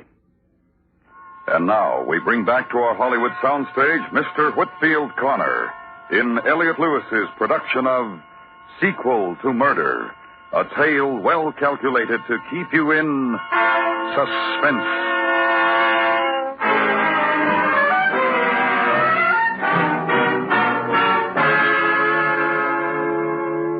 It isn't hard to write all this now. First, because the details were all there, and next because someone else really did all the writing. I did the reading. But the reader and the writer had to meet. I'm Blaine Kittredge. Oh? I got here right after I phoned you, Mr. Galt, but they said you were out to lunch. I've been waiting ever since. Sorry, Miss Kittredge. I suppose you needed that long lunch hour. Hmm? It fits in, Mr. Galt. You had to think of something to say to me, didn't you? I don't know why particularly. Because I have a story for you. The sequel to my first story. Oh, well, where is it? I have it here, in my head. All I have to do is put it down on paper, as the saying goes. Well, I'm afraid I can't read your mind. I'll help you. First, I suppose I should tell you I usually write my stories based on fact, more or less. I take all 7 newspapers here every day, for instance. Read them from top to bottom. There are a great many things in newspapers that make valuable material for a writer, Mr. Galt. Yes? That's what I do most of the time, Mr. Galt. But when I wrote that story about the man who half smothered his wife to death with a pillow and then set the room on fire so she'd suffocate, You do remember the story, don't you? I don't know. Called Death on My Hands. You rejected it, Mr. Galt. You personally rejected it. Oh. Yes, well, go on. Well, that story was a little different, Mr. Galt. You might say I gave it a little more work than the others. You see, I didn't base that story on anything I'd read in the newspaper. You said you had I made that one up. I worked it out pretty well, didn't I? I suppose you did.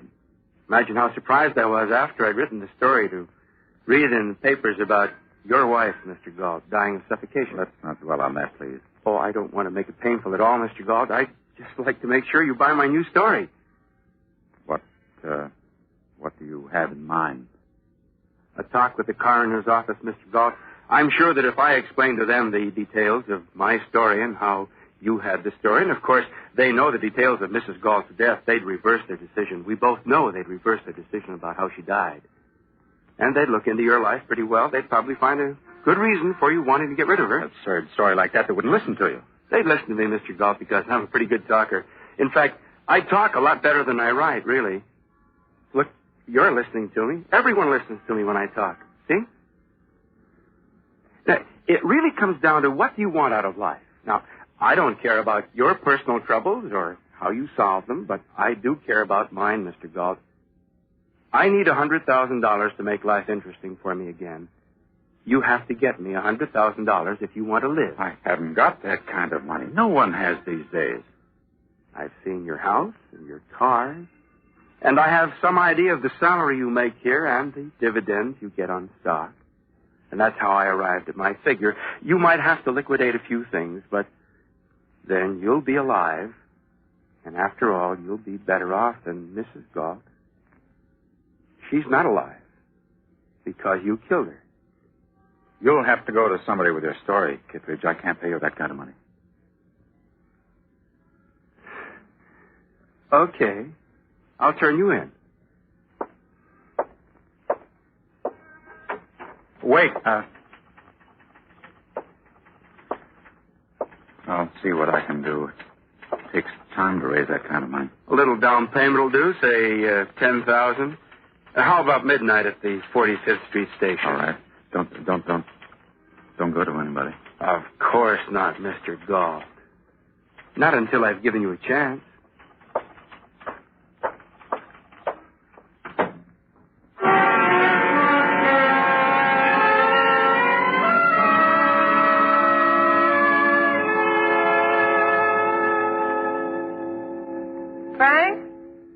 Frank? Huh? What is it, Frank? Been sitting there looking out the window almost ever since you got here. You haven't touched your drink. Oh, I'm sorry. Is there something wrong with it? No, it's fine. Frank? What? For heaven's sake, Frank, this is supposed to be some sort of happy occasion. Are you tired or sick or something? What is it? Bess, I guess I'm just tired. Frank, who's Blaine Kittredge? Blaine Kittredge? Yes. A writer. Why? Well, he came into the editorial department today, just meeting some of the editors. I noticed he met you, too. He went to your office, didn't he? Yeah. I didn't like him, Frank. Is he a friend of yours? No, just someone I know. What is it? What, Frank? Tell me. Kittredge can ruin me, Bessie. He can ruin us. What? Bessie, the whole Well, he wrote a story that I rejected, a story about a murder. The circumstances in the story, the murder and all, well, they're pretty close to the circumstances of Lillian's death. What? Don't you see, Bess, he has a good weapon, and he told me he means to use it today. Frank, Lillian's death was accidental. Of course it was accidental, Bess, but his story could make it look deliberate. What do you mean? Could make it look as though I had something to do with the death. That's ridiculous, Frank. Oh, Frank, why do you pay any attention to him at all? You're really upset, He darling. wants $100,000. That's so absurd. Or is it? Frank, What? you're actually thinking of giving it to him, aren't you? Well, Bess, the way he presented it, I haven't got a chance. He could make the worst kind of trouble for me. Frank, is it the way he presented it or the way it happened? Frank, Lillian died accidentally. Didn't she? Frank? I did it for us, Bess, for us. It was the only way out. She wanted to ruin us completely so that nothing would have meant anything. Bess. What just going to do? Look, Bess, look at me. You'll think of it differently in a while, and you'll know it was all I could do. I didn't mean ever to tell you, but remember, it was for us. Don't touch me. Don't ever touch me again. Bess.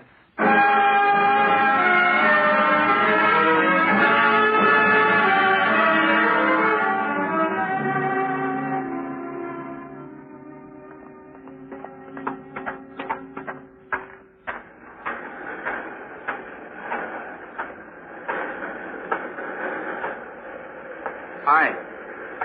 Hello. Right on time, Mr. Galt. Yeah? Good time of the day to meet for this kind of thing. Nobody around. Yeah. Well? I didn't bring you the money, Kittredge. I'm not going to give you any money. What is this? I don't need a book to tell me how to handle this.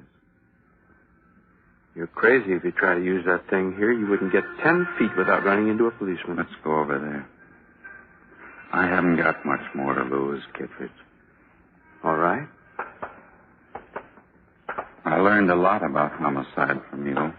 But you can never really get away with it, Kittredge. Somewhere along the line you get caught, not by policemen, by yourself. Someone else made me realize that. But a man has to go on living. Look, Mr. Galt, you aren't going to solve anything here. I'll kill you. I know how to do it because it has to be done. You will fall in front of the subway, Kittredge. Oh. These men coming up don't move or try to shout at them. Just let them walk past. I mean that.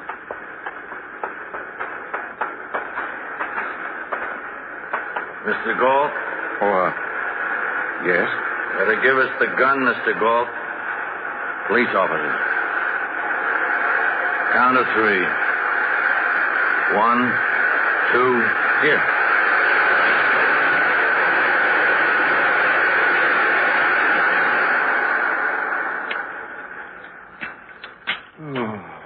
Boy, am I glad you two showed up. He was just telling me how he was going to kill me. What's your name? Kittredge, Blaine Kittredge. I called earlier. Sorry, Mr. Galt, but I figured you'd try something like this. Lillian was right. What? I should have known. I don't have much imagination. All right. Let's go.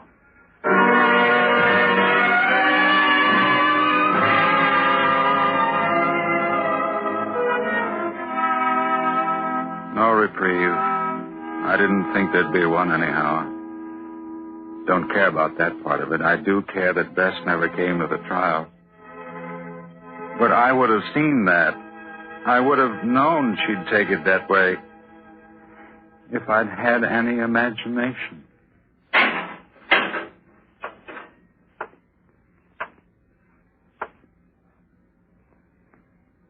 All right, Father. I'm ready.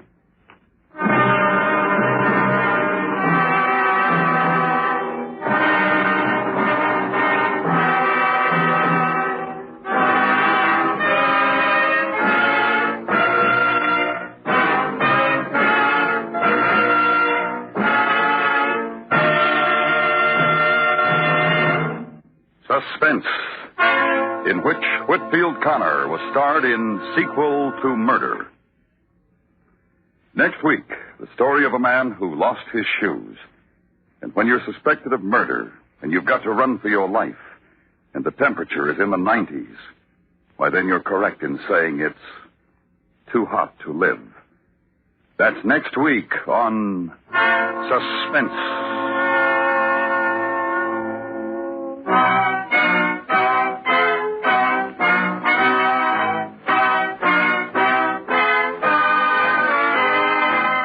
Suspense is produced and directed by Elliott Lewis, with tonight's music composed by René Garrigan and conducted by Wilbur Hatch. Sequel to Murder was written for Suspense by E. Jack Newman.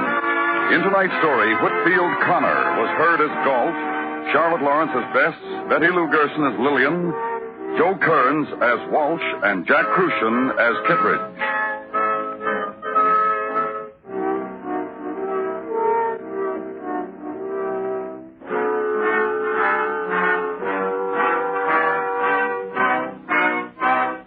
This is the network, and tomorrow's the night when CBS Radio's crime photographer takes on his latest murder case. Yes, it's Casey on the case, and things usually click from start to finish when crime photographer's in action on most of these stations every Wednesday night.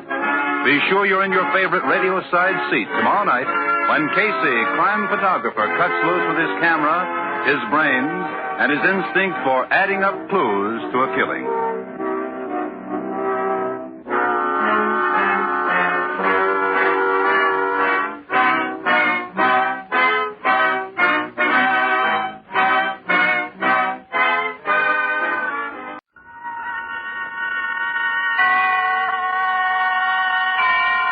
And now, tonight's presentation from radio's outstanding theater of thrills, Suspense.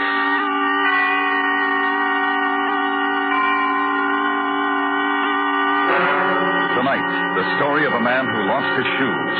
And when you're suspected of murder, and you've got to run for your life, and the temperature is in the 90s, why, then you're correct in saying it's too hot to live.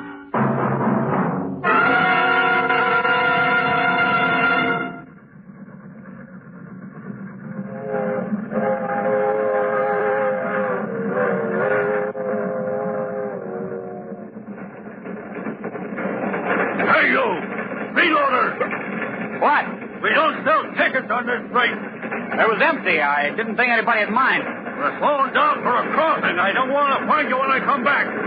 Where are we? Half-mile from Marcus Junction. Thanks. Forget the thanks. Just beat it before somebody inquisitive starts asking questions. Yeah. Don't they always?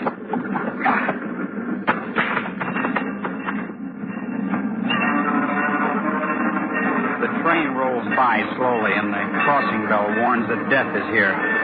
I don't recognize it, though. I walk towards Marcus Junction, towards death.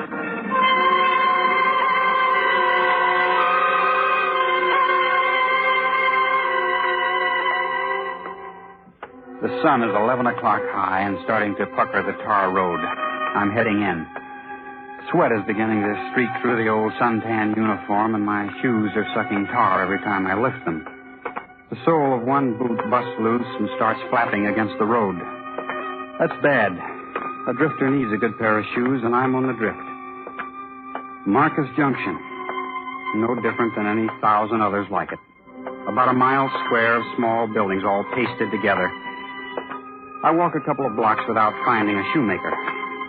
The town is almost empty this Saturday morning. And then a door opens ahead of me, and a big man steps out. Really big, both ways. Big high and big wide. He's wearing steel-rimmed glasses screwed up tight above the pug nose of his round face, and 6 full inches of hat brim circle the pink flesh like a halo. Why, good morning, son. My name's Benjamin. Benjamin Martin. Good morning, Mr. Martin. Could you tell me... Benjamin, son. Call me Benjamin. That's the handle that shakes this pump.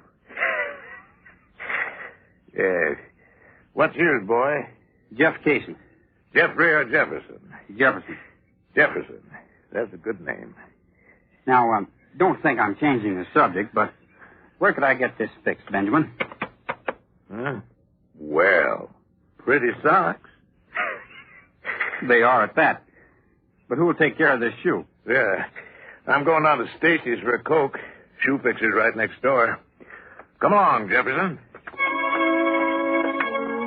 As we turn, I see his left side, gun holstered high up on his hip, and the gold star with the word sheriff glinting in the sunlight. Still wearing your old army clothes. I hear those duds wear like iron. You just throw them away when they start to rust. The uniforms wear forever. These have seen their last war. Well, what were you in, boy? Air Corps. Captain. Pretty uniform, sweet pay, and lots of respect. Yeah. You miss it, Jefferson? Maybe I do. What are you looking for now? I'm not looking for anything, just living, more or less. Yeah, a man ought to find more to do with his life than that. It's all the same to me. I could die today, and it wouldn't make any difference to me. Or anyone else. You got a bad taste in your mouth, but you'll spit it out someday. Say, how do you like this weather? If it gets any warmer, it'll be almost too hot to live. In the manner of speaking, you understand. Yeah, I understand. Well, here's a shoe repair. I'll be next door. Leave your shoes and waddle in on them pretty socks of yours. I'll buy you a drink. Coke or coffee? The shoemaker tells me that my shoes will take a couple of hours, so I start next door to join Benjamin. I don't know, maybe I'm feeling pretty good, but I pull an old schoolboy trick of mine. I take off my socks, roll them up, and throw them on the counter with my shoes. Then I walk outside to feel the cool, shaded cement trickle up through the bottom of my bare feet. Through the store window next door, I see the 4 people in the restaurant. Benjamin waves for me to come in.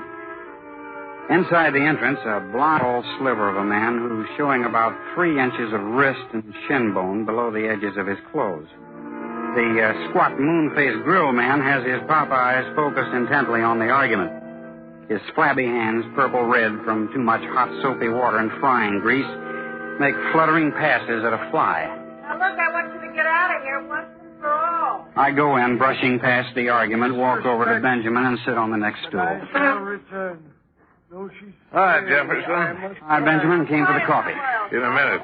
Rachel's about finished. And all her sins must find her out. She's a Jezebel and kin only to the devil. Yeah. You'll find it on the menu next week. Now find yourself a street corner and get it out of your system. You are bad. Bad beyond all hope. See you around, Pop. I don't hope.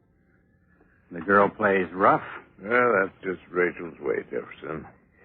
Yeah, I see you lean to bare feet. What's your friend having, Buster?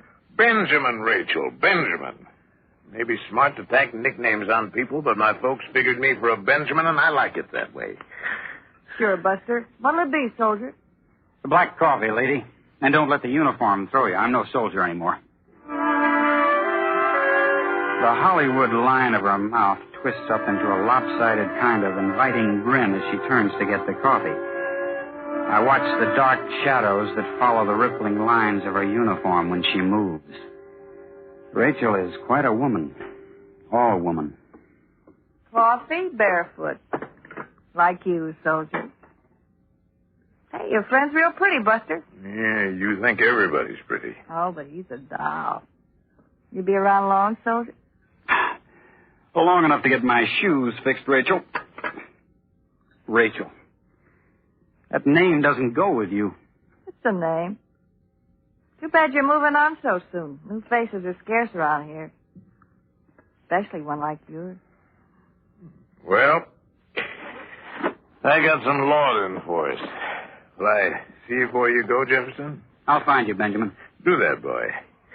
I'm afraid to face that heat out there. You behave yourself, Rachel. Yeah. Swell. You, like playing it tough? Under it all beats a heart of gold. Tell me what it's like in the world outside, soldier. Hey, Rachel, why don't you put up some more coffee? Tend to your bacon, lover. I got company. Your boyfriend? Lover boy there? No, that's Kenny. He's keeping company with a hot grill. You ought to talk about me like that, Rachel. It's not right. Well, then don't bother me while I'm with my friends. Hey, soldier, I'm off about now. Let's you and me go out to Carnival for a couple hours, huh? You let her alone. Don't go with her, you hear? Yeah, I hear, Kenny. I'd like to, Rachel, but how do I go barefoot? Oh, forgot. Got any other ideas? Yeah. Matter of fact, I live upstairs over this greasy spoon. Let's go up and mix ourselves something cool while we wait for your shoes. You can't do that. It isn't nice. It don't look right. Don't it? Let's go, Rachel. Go. You can't. I'll stop you. Go hash some potatoes, lover. My arm, soldier? No, Rachel. I'll get someone to tin here. I'll come right up. You do, and I'll barbecue you on your own grill. We go out, and my feet struck over the shaded pavement as we pass through the doorway on the left. I follow her up a flight of stairs and into a small box-like apartment. Living room, bedroom, kitchen, and bathroom. Be it ever so humble, this is home. Let's kick out a wall or something. The windows don't help much, but the drinks will. Why do you have to lean into the kitchen? Why not just walk in? Fresh varnish on the floor. The heat don't let it dry. It's a long reach for a long drink. It's a long day. Here you go, soldier. Don't you believe in mixing anything with your liquor? What for? The cubes will melt. Now, what do we drink to, soldier? The heat. The heat. Cools you off, don't it? It burns its way down my stomach and explodes. That's good, ain't it, soldier? My pores open and the perspiration oozes down. Yeah, let's have another. Don't let it wear off. She's still talking, but I'm going numb. Let's drink to my country. Heat. No food. I shouldn't be drinking. Who cares? You're a real cute soldier. I'm getting Let's drink foggy. She's drifting closer. I don't know who kisses who first. Oh, yeah, you're real pretty. Bitter tears. Tears of loneliness and regret. Another drink, huh? Hey! Everything's moving around like feathers in a high wind. Clumsy soldier, here's another glass. And sometimes one drifts in through the fog.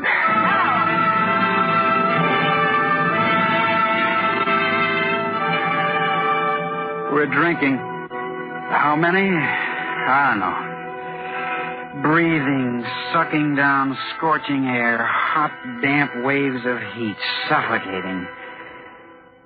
She's close. Can smell perfume, cheap like tin earrings. Black rolling in. Black velvet. And the shimmering heat, wavering like plucking a taut string. Wavering. Wavering. Wavering.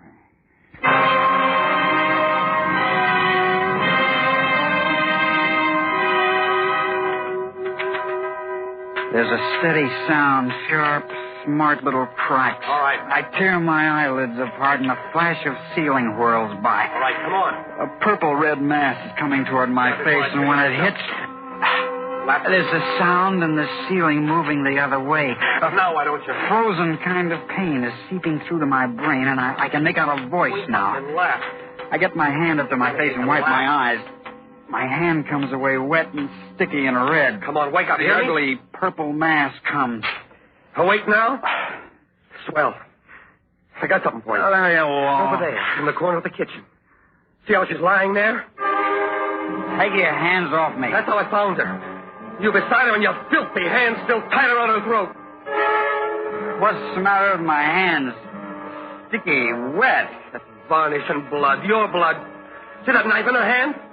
She cut you trying to stop you. You killed her. You killed Rachel. He doesn't make any kind of sense. The bathroom door is open, and I stagger towards it, stepping on broken glass, pain, stinging, remembering bare feet. The open shower waiting for me. I turn the handle of the cold water and half throw myself into the shock of the cold stream. I'm coming alive. A reaction setting in. Fright. He said I'd killed her. Hey, Sheriff! Benjamin! Hey, Benjamin, come up here! I got a dirty killer for you. That lousy friend of yours killed Rachel. Come and get him. Kenny shouting out the window in the other room to Benjamin. I gotta get away. Gotta think. What happened? What? I get through the bathroom window, out into the glare of the sun, and my feet hit the scalding car of the Marquis. I scramble across it, drop to the street.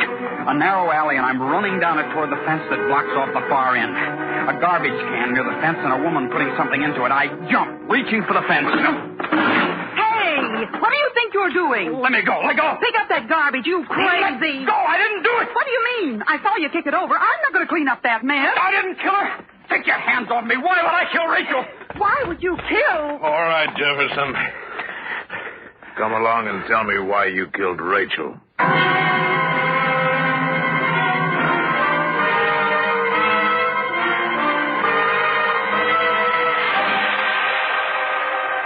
You are listening to Mr. Sam Edwards in Sam Rolfe's story, Too Hot to Live. Tonight's presentation in radio's outstanding theater of thrills, Suspense.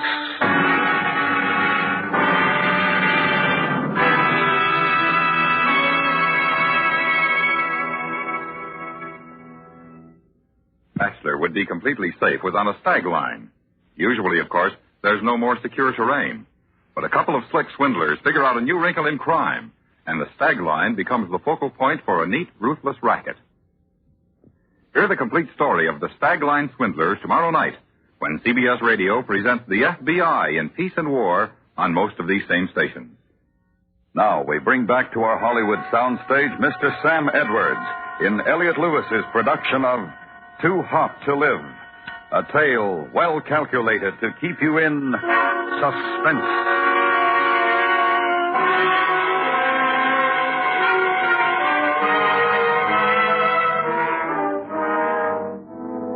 Benjamin is leading me out into the sweltering street again.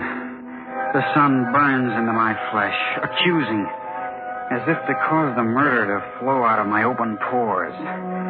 And Benjamin walks beside me again, not holding me, just talking, asking questions, which I can't answer. Why'd you do it, son? I didn't kill her, Benjamin. I don't remember, but I... You don't sound sure, Jefferson. Now, don't you know? We were drinking. I blacked out. Drunk unconscious. You could still move around. Could do what was done in that apartment. But I couldn't. Why would I want to do a thing like that? Maybe you played too rough. Maybe she tried to stop you. Cut you with a knife. Why'd you run away? I was scared. Kenny said my hands were around her throat. Blood, varnish, heat. Remember anything? Rachel. Sprawled on that gummy floor. I can't remember. Yeah. I'll have to lock you up, and then I'll go back and have a good look around. Maybe I'll find something. And if you don't? Rachel's dead, Jefferson. Wasn't premeditated, but that don't excuse it. She's still dead. They'll try to hang me. Why can't I remember what happened? What led to this? The sweat's rolling down Benjamin's forehead, collecting along the top of his glasses, sliding into his eyes. They smart and snap shut. He has to stop. Try to rub the sting away. I slap the glasses, knocking off his face, and grab for his gun. His arm comes down fast, hard, chopping at my hand, numbing the arm to the shoulder, and the gun falls to the road. I run, hobbling up and down, lopsided. Jefferson! Trying to get away from Benjamin, from the burning and torn feet under me. Come back. You can't get far. I'll get you anyway. I'm running again down the burning streets, out to the end of town, toward the railroad. Now off the searing pavement. But jagged rocks and sharp brush tear at the numbed pain that is my feet. I run till my legs slide away from under me, then crawl, dragging a body that has no feeling, a dead weight that robs my arms of their strength. And finally, steel rails glisten ahead as I lay sprawled out, heart and lungs going crazy in my body. Something starts down in my chest, spreads up to my throat, spilling out of my mouth. I've run out.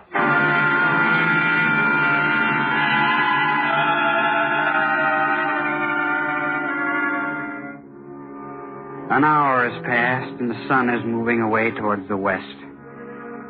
No trains have passed, but it's all right. I know what I have to do now. Find Kenny, and one way or another force him to tell the truth, for he must be lying.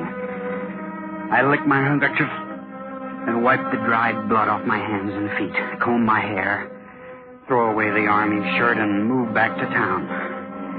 Stepping gently, I make my way up the back streets to the restaurant. Pulling my pants down low to cover as much of my bare feet as possible, I step inside. There's a stranger behind the counter. Well, howdy. Hi, where's everybody in this town? Oh, most are out at the carnival. Some are looking for a killer roaming around. I heard about him. Heard he was picked up a couple of miles out. They got him. Good deal. You know, Rachel worked here. Yeah, I know. Say, where's Kenny? Oh, he's out at the Clovis place. He wanted to be the one to tell Rachel's folks about, you know. I guess I ought to go out there and pick him up. I don't know the place too well. How do I get there? Oh, just follow this road down. About a half mile out of town, you'll find a dirt cutoff. Can't miss the mailbox. Thanks. Say, if you miss him, who I say was asking? Just tell him his cousin Jim was here. No, pleased to have met. Hey, you ain't wearing shoes. You're the one. You're the killer. Run again. Another alley. Blistering pavement, cement ripping, and the jagged rocks again. Time is running, too. Running out. Benjamin will know where I'm going. Out to the main highway. Pants pulled low and thumb up in the air. Here comes my ride. He's got to stop. Gotta stop. Please. That's fine, sir. Thanks, mister. Thanks a lot. You're welcome, but I'm not going far. I'm just going out to the Clovis farm. That's about... I know the place. Why are you going there now? I'm a cousin of Kenny's. I'm going to meet him out there. Oh. I don't place you. I'm visiting from back east. You're not wearing shoes. Yeah. That's a silly thing. I lost my shoes while wading barefoot in the stream. It didn't help my feet any. What stream is that, fella? You know the one. I don't know the name of it. It's out there in the woods. Yeah. I think I know the one. This is the dirt road you want. House is over the rise. Well, thanks again. See ya.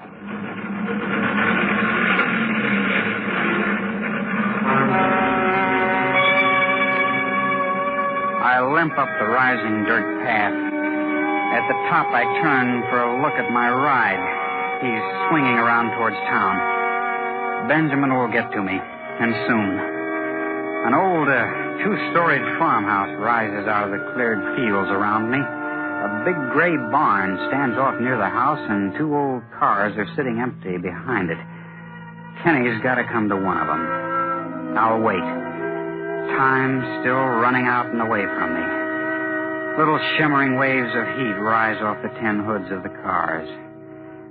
Here he comes. Now or never. Hey, quiet, or I'll break your back. I want the truth, Kenny. The truth if I have to kill you for it. I didn't kill Rachel. You did. I didn't. You killed her. You're crazy jealous. No. Yes. You came to check up. You found us drunk and you got wild. You killed her. I didn't. I can prove it. Prove it? There wasn't 3 minutes between the time I left the restaurant and the time I called Benjamin. Not enough time to get up there, kill her, and bring you around. 3 minutes. I can prove it. That's all the time. You did it. You have cut hands from her knife. Those hands were still around her throat when I came in. You killed Rachel. And there it is. He isn't lying about the 3 minutes. That gloating smirk on his face tells me that. I had killed her. The horror of this afternoon had been for nothing. I'd tried to save my life. Instead, I'd proven myself guilty. Tied the rope finally and for all time around my neck. Shoot him. Don't just stand there. Shoot. He's the man who killed your daughter. He he stands there watching, the gaunt sliver of a man with shins and freshly scarred wrists exposed below the edges of his clothing. A double-barrel shotgun is cradled in his arms, but he just looks at me, a wild fire striking out of the black pupils of his eyes. Shoot him! He killed your daughter! He killed Rachel! So, you're her father. I thought it was a nickname. She was no daughter of mine. She was born to me, and I named her Rachel from the Bible. But she was the daughter of Satan. I'm sorry, Mr. Clovis. Shoot him! Because of him, Rachel is dead! She turned away from me. But within me, the voice was strong. I followed her, begging, reading to her from the book, to the place where she lived, where she worked. But she turned me away with curses. I'm sorry. I was drunk, crazy. In that apartment, the stench of drink like an evil cloud. You lying there, drunk with the devil's fever. You were there. Shut up, you crazy old fool. She took a knife to drive me out. These scars on my wrist, vile words, attacked me. And it came to me like a voice from on high. I knew what I must do. You killed her. It wasn't me. It was you. No, you did it. You couldn't keep your mouth shut. You knew he did it, Kenny. You tried to make me believe that I'd been the one. Why? You and tramps like you. Always keeping her from me. Coming along every time. I couldn't know this, Kenny. You didn't care. You laughed at me, made Rachel laugh at me. I passed the old man when I went up. I knew as soon as I walked into the room. And you tried to blame it on me. Why not? It wasn't the crazy old goat who killed her. It was you and men like you. She would have married me. But you and your kind came along. I hate you. You did kill her. And you'll die for it. Give me the gun, old man. No, Kenny, not now. Turn around, soldier. Turn around and see it when it happens. Put up your gun, Kenneth. No. No!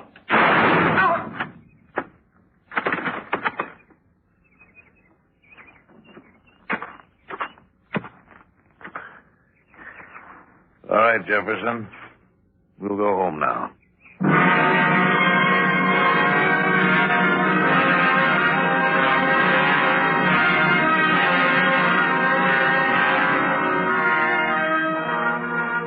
The sun is moving down low in the skies, and a cool, light breeze has come up from somewhere. I'm leaning back on the front seat beside Benjamin, breathing deeply, evenly, feeling the goodness of just living seep through.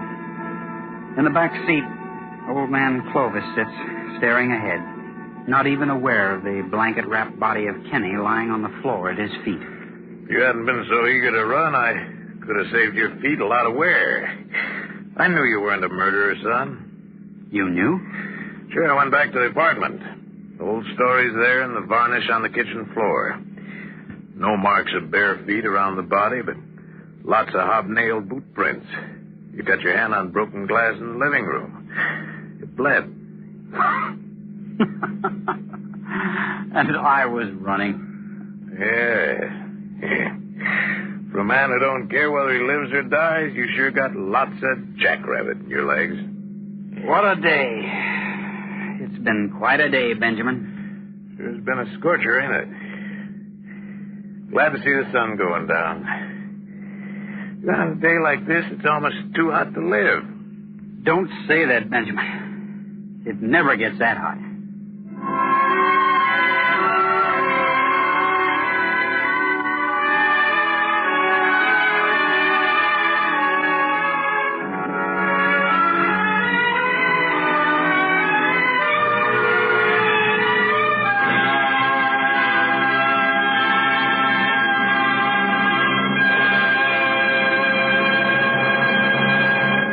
Suspense, in which Sam Edwards was starred in Too Hot to Live. Next week, the story of a woman who had a strange visitor, a man who wanted to spend a day with her, just waiting until her husband got home from work so that he could kill him. It's called The Tip. That's next week on Suspense.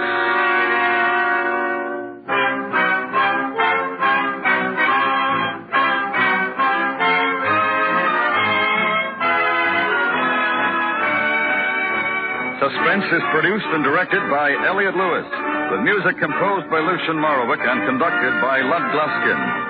Too Hot to Live was written for Suspense by Sam Rolfe.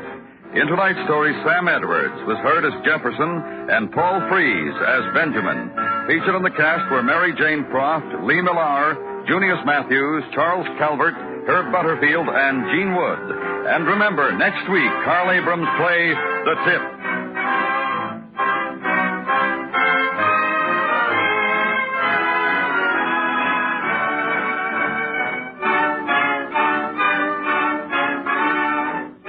The tragic story of an unidentified boy hit by a car after hitching a ride on the back of a truck is told tomorrow night on CBS Radio's 21st Precinct.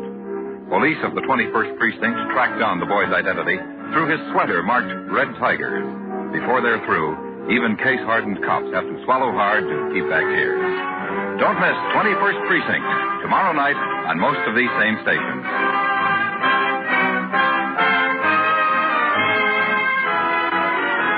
He really clicks against criminals, crime photographer, on the CBS Radio Network.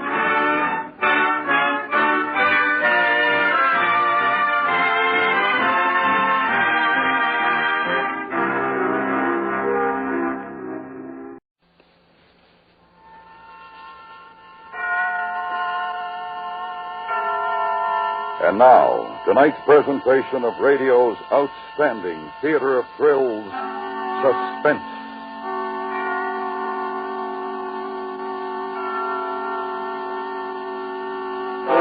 Tonight, a story of devotion in which a woman risks her life in order that her husband might be spared. It's called The Tip. Our star, Miss Lorene Tuttle.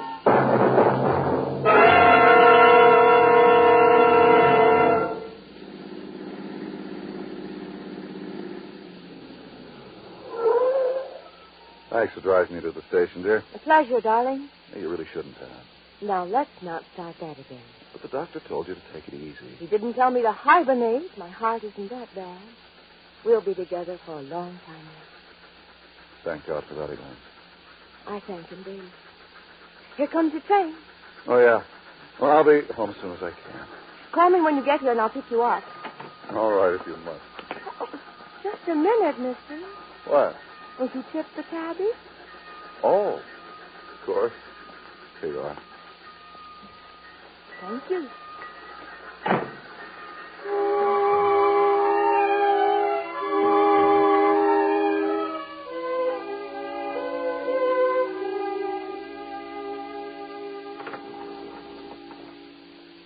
Eighth floor, Mrs. Stratton. Thank you, Mr. Raymond.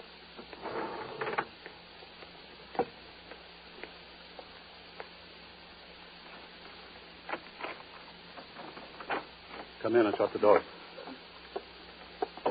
Sit down and be quiet. That's better. Just do as you're told, and there won't be any need for this gun to frighten you. Who are you? I was about to ask you that. I'm Elaine Stratton. Mrs.? Yes? Funny, I never thought of him as married. Who? Mr. Stratton, your husband. Where is he? On his way to work. I just drove him to the station. I guess I missed him. Hope you don't mind if I wait. What do you want with him? What do I want with him? I want to kill him. What? What did you say?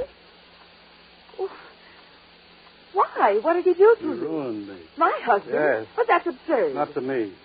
I have my own business, a wife, 2 little girls. They're gone now. Everything gone. Since Mr. Stratton came into the picture. Well, how could he have? Put me out of business. Broke up my home. Well, however it happened, I'm sure he'll straighten it out. If it's money you need. He's had his chance. Only a week ago, I begged him to help me. But I'd had money then. My wife would have stayed. I told him that. He showed me out. Well, maybe he didn't understand how serious. He'll understand now. Well, I'll help you. I'll make out a check right now. Sure, and call the police as soon as I accept it. Well, I swear. No use, Mrs. Stratton. I'm going to be here when your husband comes home, and you might as well get used to the idea. There's nothing you can do about it. Absolutely nothing.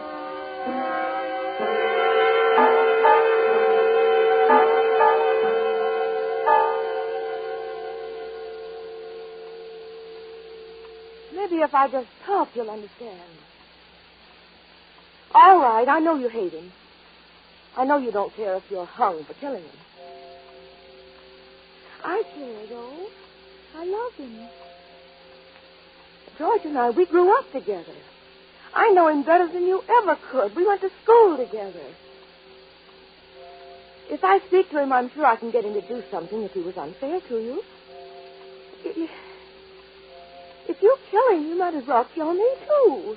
I'll be lost without him. Try to understand. Whatever you can get by murder, you can do better otherwise. There won't be any need for revenge.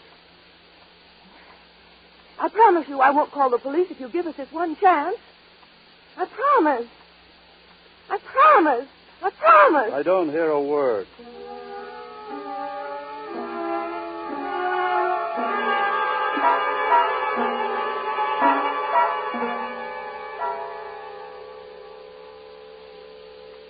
I promise. I promise. Listen, lady, it's 12:30 now. You've been at it for 2.5 hours. You can't possibly keep it up until your husband gets home. You won't listen. That should be obvious. Listen. That should be obvious. It is. It certainly is. Good. Maybe you'll be quiet. Quiet? You expect me to sit here and calmly wait to see my husband shot by a madman? What else can you do? Well, I can call the police. And I can stop you. You can try. Get away from that phone. Go ahead, Simon. Don't point that gun. Use it. Put that down. I said put it down. down. Get away. Oh. I'll try again. Keep trying. Not with the wires ripped out, you won't. 1, 2. All right. Now you can play with the phone all you want. What's the matter? Not interested anymore? Why didn't you shoot me? It wasn't necessary. Is that the reason? Or were you afraid to? Don't get any wrong ideas. The noise might attract attention. Isn't that it? Might. Then for all your threats, you wouldn't use it. Not until I have to. Well, you have to. Right now. No. All I have to do is tie you up, gag you until your husband comes home. Would you rather be tied up? What was that? I don't know. Expecting anyone? I ordered some groceries on the way home this morning. Could be the delivery boy. All right. Here's your chance to hear the gun go off. One wrong word out of you and I'll fire. But not only at you, at the delivery boy, too. You wouldn't dare. Try me then. I'll kill both of you. Whoever it is. If you say a wrong word, I'll kill both of you. You may involve an innocent party in your problems if you wish. The choice is yours. Go ahead. Open the door.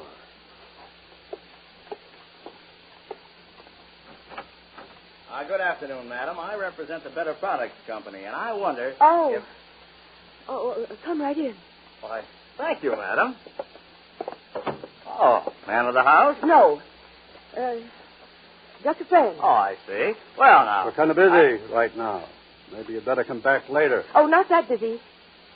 He may have something I need. Oh, I'm sure I have. Of course, I don't mean to intrude, but if you'll just take a moment, the Better Products Company, by way of introduction, is letting you have at no obligation to you one of these 3 items. We're busy. Please. These are free, is that right? That's right, madam. Absolutely free at no obligation to you. Now, first, there's this handy little cuticle pusher. Second, this dandy plastic cover. Fits over any dish. And third, this beautifully carved letter opener. Take your choice, madam. I think I'll take the letter opener. A perfect choice. Yes, these are very popular. Now, if you kettle through this catalog, I'm sure you'll find many useful household products which you may want to order. On this page, for example, we have many specials. And this is the last day. You can save up to 30% by ordering now. I do need some of these items. Another time. Why deprive the lady, sir? Of course, I didn't intend to intrude. This but way. Wait, my sample case. Well, goodbye. I'll come back some other time. I didn't like that. I don't like you. Don't try anything like that again. Stay away from me. Don't try anything like that again, all right? I said stay away. Away. Oh, why, you. Ow! Now, drop that letter opener. Take it from me. I don't want to fire this thing, but I will. Drop that letter opener. Drop it! That's better. Now lead the way to your medicine cabinet. You're going to bind this cut for me. No. I said... No. I'm not fooling, Mrs. Stratton.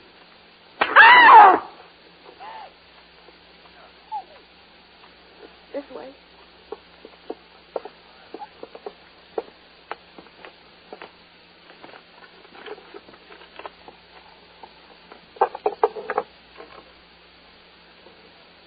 Oh, that hurt. I'm glad. There. Thanks. What's that bottle you take? My pills. You look healthy to me. They're for my heart. Oh, that's too bad. You shouldn't excite yourself. Good advice. Where are you going? I'm following your advice. I'm going into the kitchen.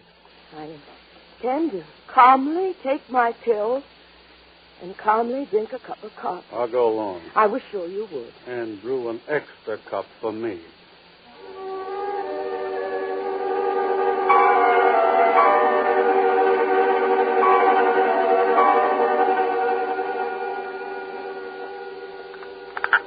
Here's your coffee. Sugar. I'll get it. Here it is. It's hot. I like it hot. Glad to please. Drink yours. Not at the same table, thank you. It's a little too chummy. I'll have mine over here. Suit yourself. I hope you don't mind if I turn my chair around, though. I don't like to have my back to you. Your manners, I'm sure. That's right, my manners.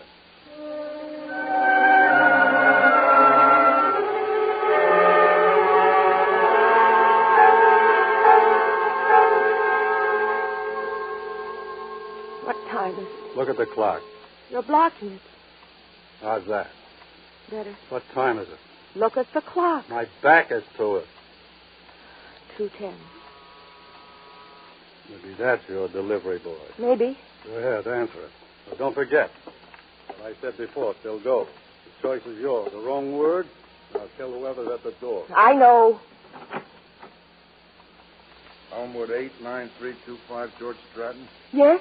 I'm from the telephone company. An operator's report said they couldn't get through to you. May I look at your telephone? Of course. Come in. Someone's been trying to reach you, I guess, and reported. Say, how'd this happen? Accident. Accident? I tripped over the rug and grabbed the phone as I went down. The wires ripped out. It must have been quite a fall. It was. Is that how you hurt your hand? Yeah. We'll have to reconnect those wires. It'll take long. No.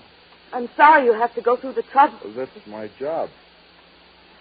Do you get many ripped wires? Oh, I imagine accidents happen. No, not this kind. The only ripped wire job I ever had, and I'm working for the company for a long time. A friend of mine did, though. He went to the apartment, fixed it. Was it an accident? That's what the guy said. My friend found a guy and a gal in there. When he read the papers the next day, found out the gal's been murdered. And I guess it wasn't an accident. No. Came out in court later. The guy had ripped the wires out. It could almost be the same here, couldn't it? Yeah, it could. Imagine if you read the paper tomorrow and find out Mrs. Stratton is murdered. Hmm? That sure would be a coincidence, wouldn't it? Oh, there. That wasn't bad. I just tested. Balzac here. Elmwood 89325. Yeah. Right, thanks. All set. No trouble now. That party will be able to reach you. Thank you. Now, you have your telephone in working order. Silent at last. Or are you only sleepy? Sleepy? No, I'm not. You look sleepy. No, I can't be. The pills. There's your party. Oh, yes. Shall I answer for you? No, I'll take it. Hello? Oh, Mr. C. You were? Well, my telephone was out of order.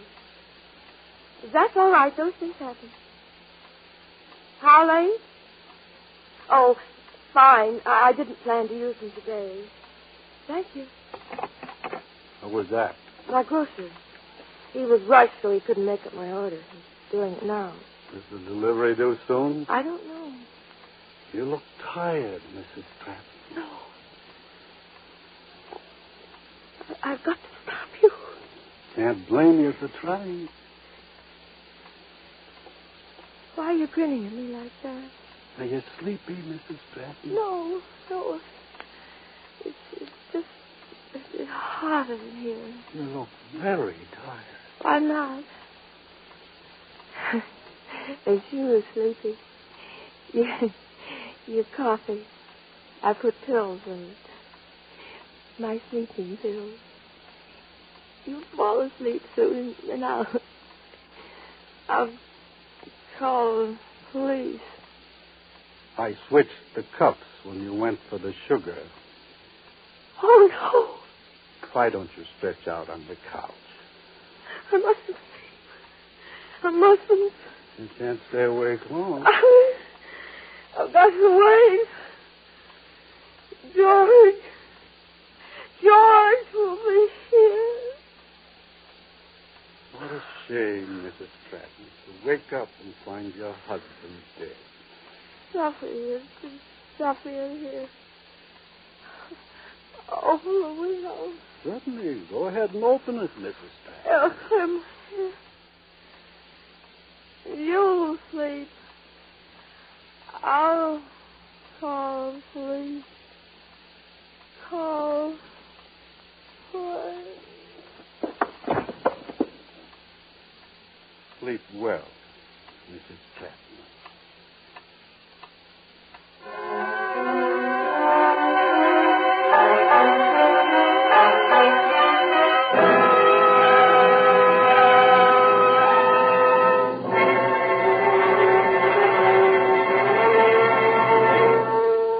Listening to Miss Lorene Tuttle in Carl Abrams' story, The Tip. Tonight's presentation in radio's outstanding theater of thrills, Suspense.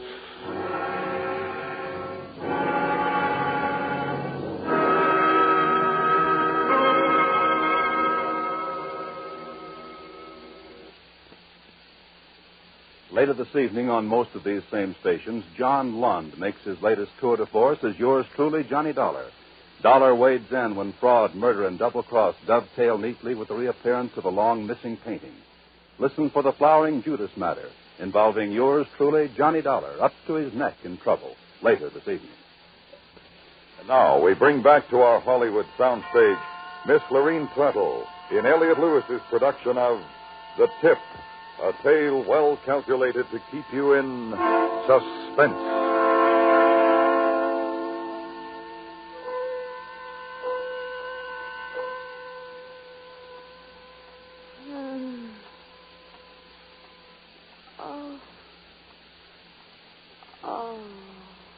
Sleeping. I was sleeping. It was a dream. A nightmare. I'm afraid not, Mrs. Stratton. You? That's right. It wasn't a dream. How long did I sleep? Long enough. It's 5:30. No. Oh, he must be due home soon. No, he's not coming home. I forgot to tell you. Get through about this time. I guess it takes an hour to get there. Got to get help. Stay away from that door. I won't let you kill him. Wait. Oh, stop. Maybe this will convince you. You'll do as I tell you. Let go.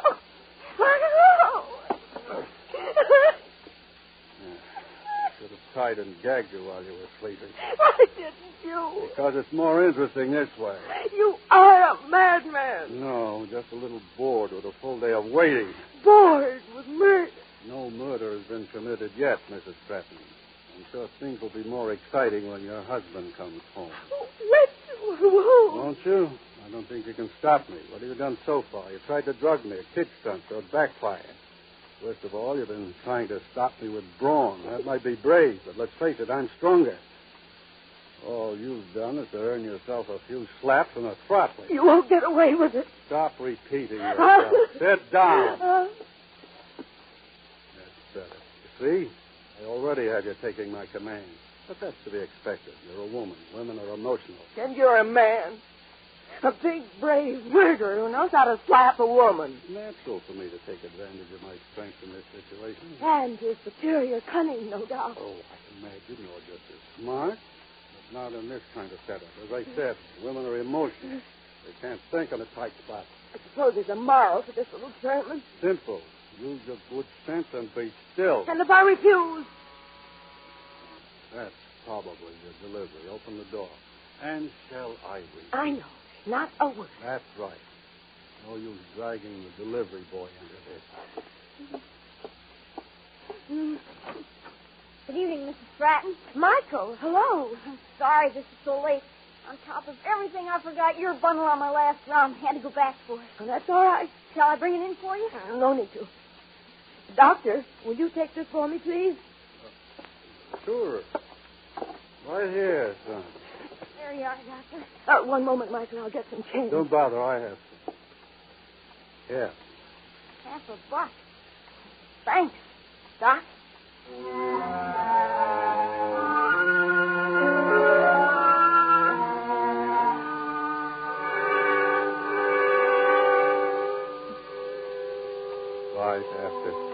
Pretty soon now. You don't know what you're doing. Not much, I don't.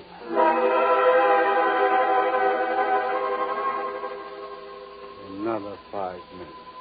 10 after. You can't do it. You can't. Please. He should be here in about 15 minutes. Kill me instead. Kill me. No. Open it. I won't. Open it. No. Please. No. No!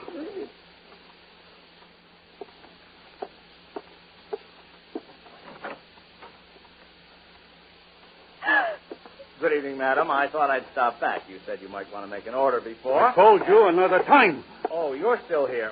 Sorry, I had hoped you were gone. I didn't mean to intrude again, But but... where? Stubborn, isn't it?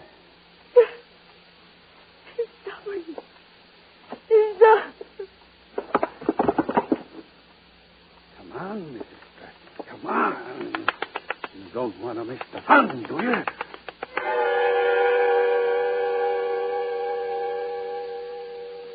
Here, have a cigarette. We'll calm your nerves. I know. Thank you. Fine.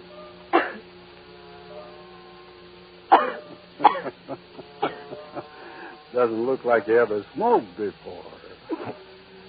I smoked. I used to. I'm not accustomed to it anymore. Oh. Well, drag deep, Mrs. Stratton. We've only got about 10 minutes left.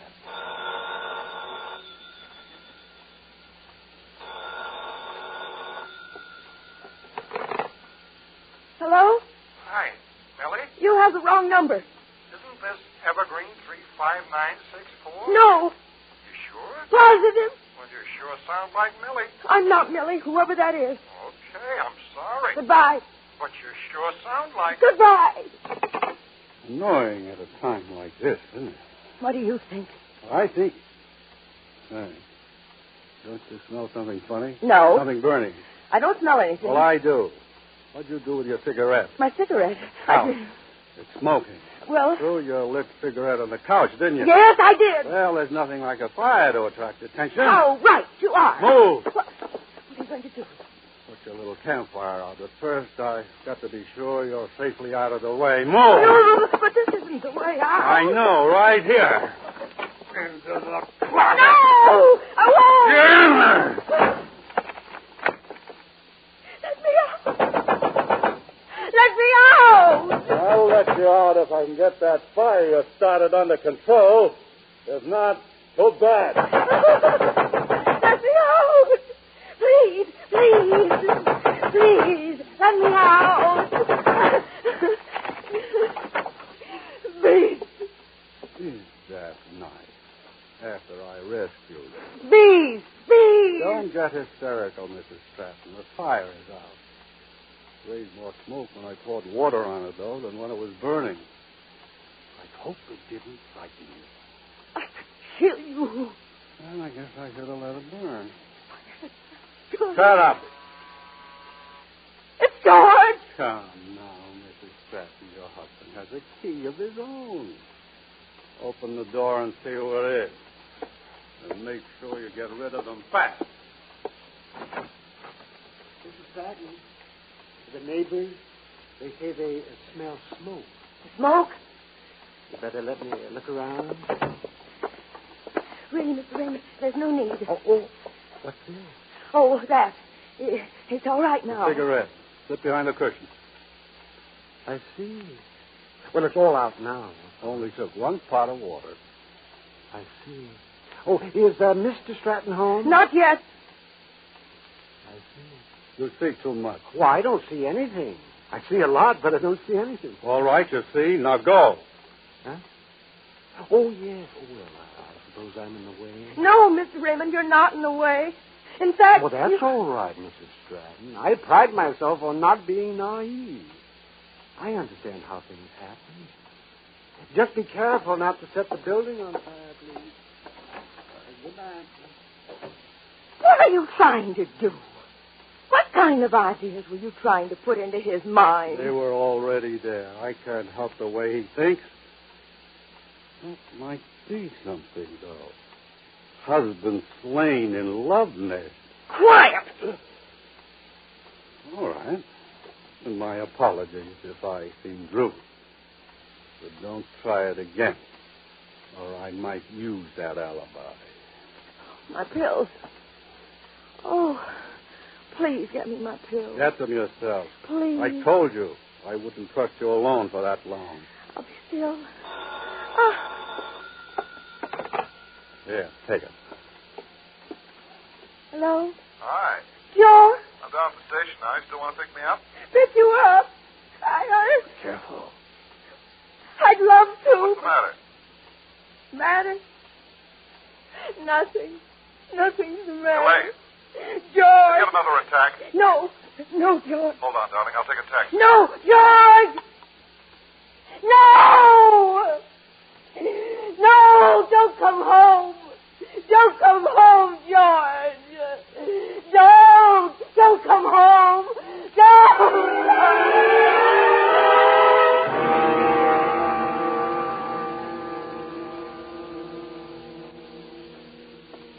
Cat just pulled away. He's on his way up now. Let him talk to you. Give him that one chance. He'll die as he steps through that door. Oh, don't shoot him. Don't shoot him. I can hear him now. Oh, please, I beg you. Please. I'm not well. I'm not well. Run, George, run. Don't open the door. Run. Run.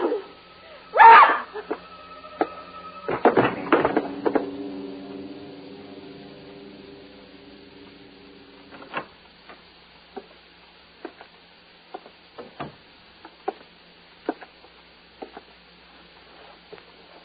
Well, Mrs. Stratton? It worked. She's dead. Took her long enough. I gave her a pretty hard time. I don't want to hear about it. Pretty smart idea you have. Yeah. I'll pay you off as soon as her insurance comes through. Sure. Anybody see her here? Anybody can see me. This place is like Grand Central. All right. Let's get our story straight then. We were both here when it happened. You're an old friend. An old friend. You spent the day here. Right. Okay. I'll call the doctor. The doctor? I had her so scared she even called me her doctor. What? She was so scared she covered my being here by calling me her doctor. When the kid was here with the bundle, she said to me, "Take these for me, doctor." What kid? The delivery boy. Mike, I think his name was. Mike. Michael Court. That delivery boy is Dr. Court's son. Huh? Her doctor, the only doctor she's ever had. Mrs. Stratton. Mrs. Stratton. This is Dr. Court, Mrs. Stratton. Is anything wrong? Mrs. Stratton, open the door. Officer! Open the door. Open up. In the name of the law.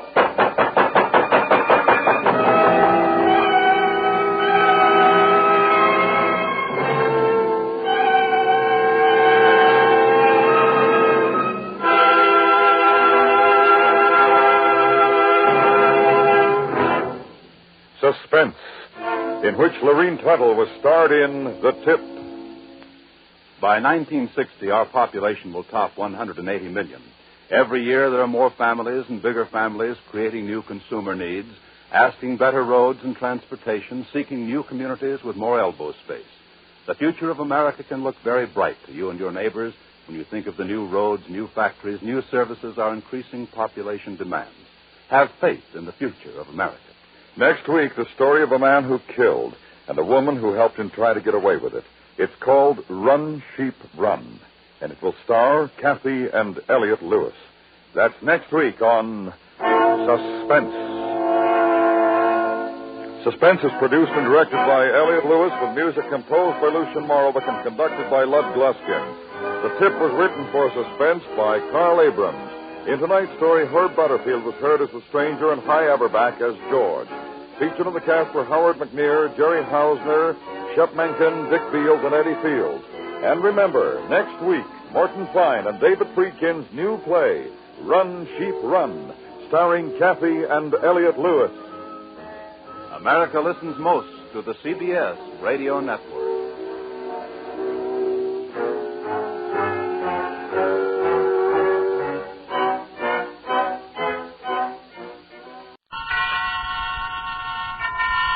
And now, tonight's presentation of radio's outstanding theater of thrills, Suspense.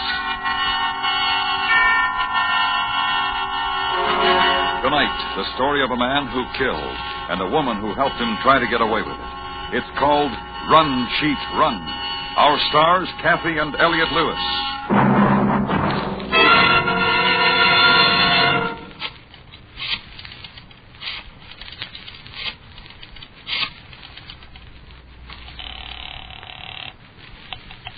Is that you, Joe? Hello, Hazel. I just wanted... I'm going to kill you.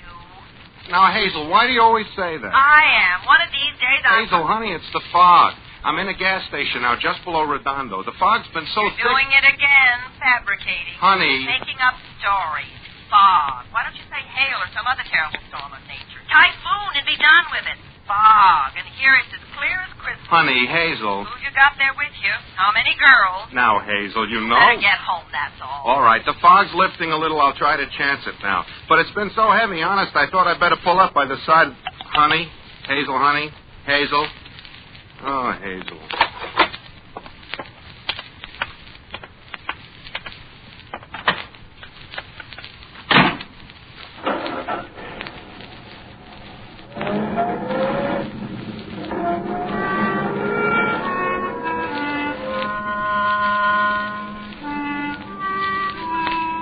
Hazel. She's a fine girl, a good wife, a good cook, runs a neat, clean home for me, but she's got one fault, a nagger. Another thing, always telling me I make up stories. A guy works 8 hours a day on the steel lathe in an aircraft factory in El Segundo. How much energy has he got left to make up stories to his wife? Like about the fog, for instance. What's there to make up? Fog hits the coast of Southern California regularly like clockwork this time of the year.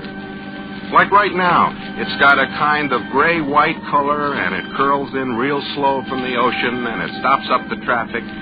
And from far away, over the honking of the automobiles, you can hear the foghorns out to sea, and the ships, the freighters, and the steamers. A very musical sound, faraway sound. And it reminds a guy of things, like your ship hits a port of call, and you lean over the rail and look out, and in the fog there's a face waiting for you, just for you, warm, beautiful, and shed. Another thing, I'm a singer. I drive in my car. I like to sing.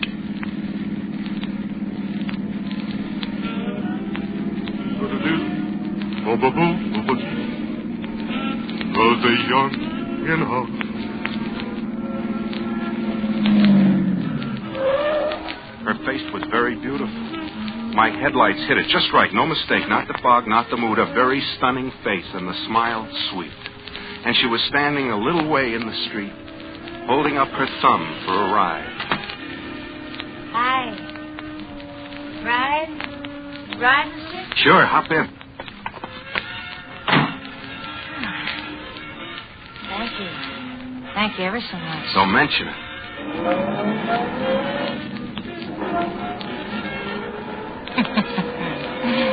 What? I like this. Oh? Yeah, I like the fog and the feeling of being lost in it. You do? Oh, yeah. As if I were 1,000 miles away from anything and anyone. Nice feeling. Exciting. Secret and exciting. How come... Yeah? A girl like you, how come you have to... I mean... You mean why I was hitching a ride? A girl like you? My car stalled about a half mile back and I was alone. I don't know anything about cars, so I just left it there and started to walk. Then I remembered my thumb. I just held it up. But somebody like you... What I mean is it could be dangerous. Getting a lift from just anybody. Get in some stranger's car and not know what kind of... You'd worry about me. Well, yes. Yes, I would. Galant. Well, it's just... Galant. And a gentleman. Well, it's just if I knew anyone like you, I'd worry. I like you. You headed for Long Beach? Mm-hmm. You get to that stop sign up ahead, turn left. Why? Coast Highway will take us right into Long Beach. Maybe it won't be as crowded as the Coast Highway, and maybe not so foggy. Maybe it is a little out of the way. Maybe it'll take longer, but... Left, just up ahead? Yeah. I live in Long Beach. Work in El Segundo. Make the drive every morning and night. I live in Long Beach. Where do you... What's your name? Joe Hayward. Mine's Roberta. Roberta what? Just Roberta. Call me Bobby if you want. No, I like Roberta. I can be driving through the fog and see her and stop so as I can help out a girl whose name is Roberta. In shining armor. Through banners of mist in shining armor. My wife's name's Hazel. Joe and Hazel. Joe and Roberta. Joe. It's bumpy. Rough. Yeah. I told you maybe it'd take us longer. Fog's just as heavy. Heavier. Nice.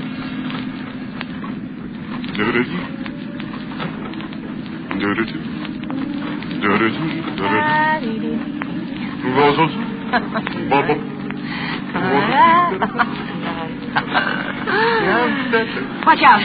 Joe! Joe! What? What's the matter? You hit someone. You hit him and ran over him. What are you talking about? I just... You didn't see it, Joe. The fog, and you were looking at me. You mean it? You mean I hit someone? Oh.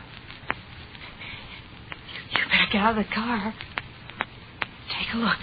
Yeah. Maybe I better.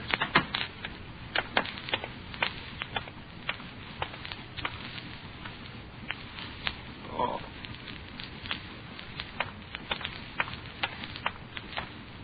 Joe? Like you said, I hit a man. I ran over him. Oh, Joe. He's dead. Sure, Joe. You know sometimes a quick look like that, you can't. You sure? I'm sure I killed a man. Joe? What? What's going to happen to you? What happens now? I don't know. Just keep quiet a minute, huh? Sure. Roberta. A nice person like you, a really wonderful person, to get mixed up in a thing like this, and police. What do you tell them? How you were riding along singing and looking at me and manslaughter. That's what they'll do to you. Oh, Joe. Roberta, don't do that. You worried? You worried about me? Yeah. Yes. Listen, Roberta. Just listen to me. Trouble. That is terrible trouble. Yeah, trouble, and I don't know what to do. A thing like this never happened. Never. I'm all mixed up. Let's get away from here. Let's just I killed a man. Let's get away from here. You hear me? It's never happened. Please let us get away from here. I here. just killed a man. I won't tell. Honest, I won't tell. I'd never tell, Joe. Joe, we can't just sit here, please. Please. All right. All right.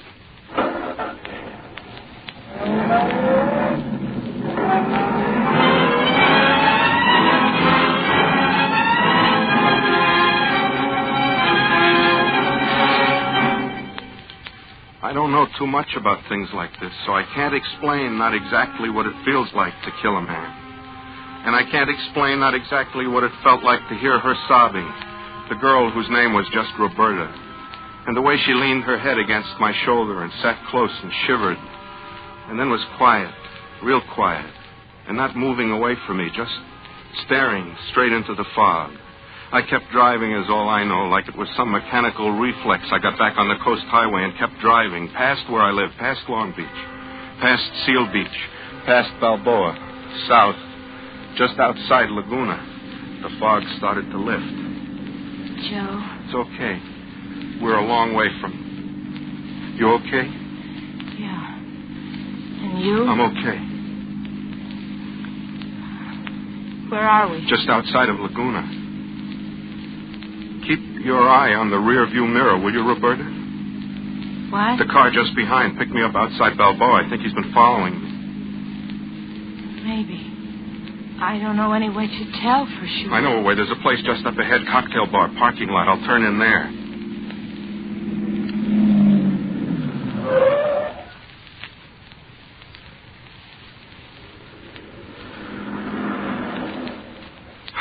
I guess I'm just jumpy and scared.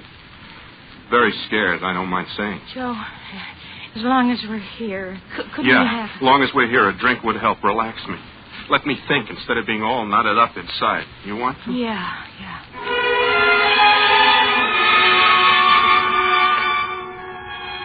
It was a place Hazel and I used to go to a lot before we were married. That kind of place. Jutting out over the ocean and a glass wall to look through at whatever horizon you had in mind that evening. Candles and wrought iron on every table and piano music. And the sound of the ocean washing against the beach and the place swaying with the tides rolling in from the South Pacific. About a place like that, I can talk like that. We found a table close to the glass wall, and I asked Roberta to order for me, and I asked her to excuse me for just a minute, as I had a phone call to make. Operator. I want Terminal 21476 in Long Beach, operator. 1 moment, please. That'll be 15 cents, please. Yes, ma'am.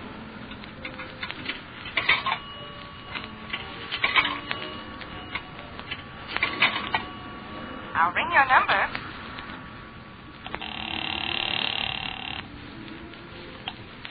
Hello? It's Joe, honey. You better be calling from a hospital is what I've got to say to you. Just listen, will you? Something happened. A broken leg? 2 broken legs? What? What happened to you? Will you just listen to me? Or maybe you got mixed up in some gambling parlor and you don't dare show your face back home because you lost every penny you ever had. The house, the car. Honey, it's nothing like that. It's Gambler.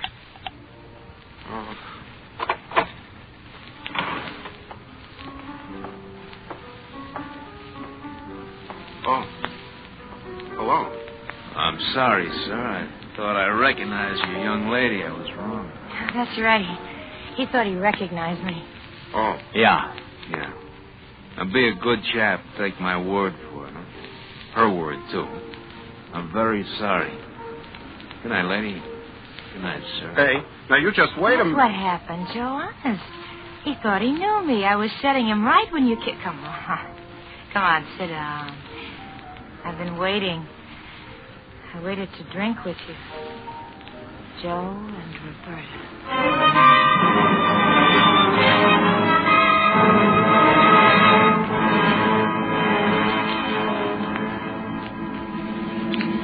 Roberta. Mm-hmm. I'm sorry. I'm sorry for what I got you into. And for being kind of loaded the way I am. No, you just put your head on my shoulder. Don't think of anything.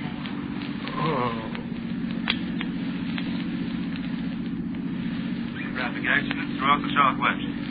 California State Highway Patrol reports that a short while ago, a man was found dead on Vernon Avenue outside Redondo. As yet, he is unidentified, but he is a victim of a hit-and-run driver. The Highway Patrol has asked that this announcement be made so that any person or persons who may have seen the accident will immediately... Roberta, they mean me. Maybe. What am I going to do? What? But you heard it, they'll... For sure. What'll I... Sleep. That's what you're going to do. Sleep. Close your eyes and nestle close and sleep. Sleep, Joe. Yeah, maybe so my head will clear. Sleep. That's it. Close your eyes.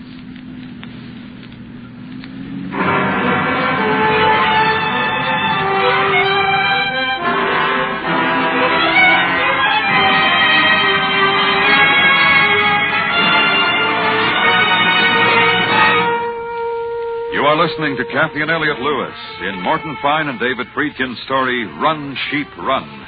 Tonight's presentation in radio's outstanding theater of thrills, Suspense.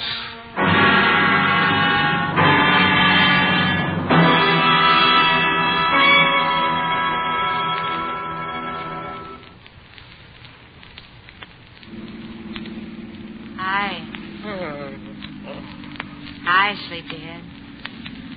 Hello, you old sleepyhead. Now, don't think about it. Where are we? Just south of San Diego. We'll be in National City in a little while. You know what I did? I don't want you to think about I it. killed a man. For my sake, don't. And I'm running away. Look. What? Over there, the sun's coming up, see? It's the start of my first day as a fugitive. It's... Honey. Honey? Of course it's honey. What we've been through together, what we... For just a minute. What? Everything seems different. It's a new day, and my mind's refreshed. I don't know what you're talking A new about. perspective. Everything's terrible. But, honey, everything was terrible last But night. in the light of a new day, listen, I've killed a man, and I'm running away from him. That's right. Joe Haywood, murderer. Joe Haywood, murderer. I don't think about it. In Mexico. In Mexico? Have you ever dreamed of Mexico, Joe? Very often. In an hour. Mexico. With me. Last night. I don't know what happened to me. Seeing that poor man lying there, I guess it was shock. What made me do it? Joe, Mexico. With me, Joe. I must have been out of my mind. First, there was a girl out of the fog. Me, Joe, and I'm beside you now, and... What are you shaking your head for? Am I not pretty anymore in the morning? You're beautiful. Well, then what? Stop the car. What? Quick, stop the car. Now what? I'm going to make a telephone call. That phone booth in the filling station. Who are you going to call? Hazel. You know I'm going to call Hazel. She's my wife. I've just got to call her. I'm going to tell her everything. How I killed a man.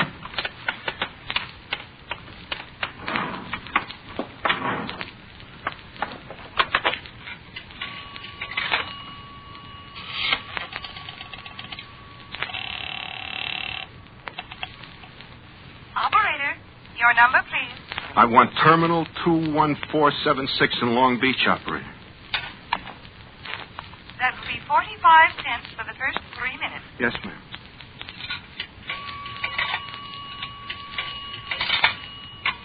And a quarter.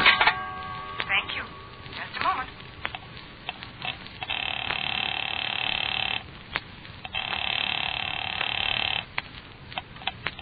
Joe? Joe, where are you? I'm coming in, Hazel. I'm going to get myself up. Joe, are you all right? I'm going to face the music, Hazel.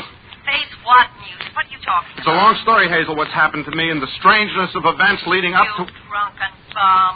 Hazel, listen to me. What's that music playing? And who are those girls I hear laughing? There's no music. Chorus girl, I'll bet you. And wine and whiskey. Joe? You hear me, Joe? Hazel, please. Don't come home. Don't ever come home. No, don't say that, baby doll. Hazel. Hazel. Oh.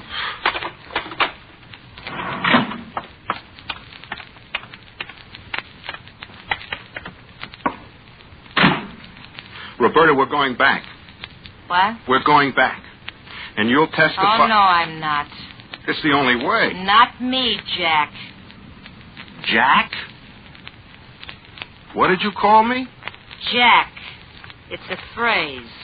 You want to know what? You don't look pretty anymore. Trouble? He wants to go back. What is this? He wants me to go back with him to testify. I know you. I know him, Roberta. He's the fellow who was talking to you at the bar when I came back from... I know you. Oh? What's going on here? What do you mean, what's going on here? What does this chap mean when he says what's going on here, Bobby? Bobby? He calls me that. You didn't want to, but he does. All the time. You please get out of my car. Out? Don't struggle with me, fella, because Bobby. Make him let go of the steering wheel. Okay. No! Now, come on out here. Oh! Something's funny. Very, very funny. The whole thing, the back road and Roberta.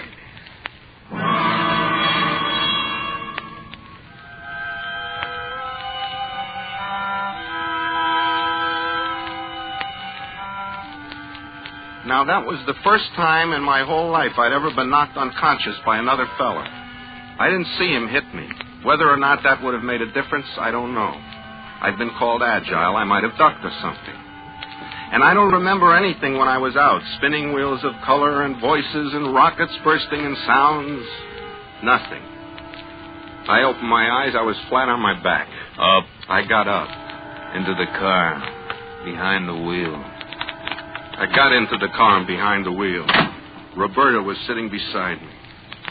This is a gun, Joe. That's a gun, Joe.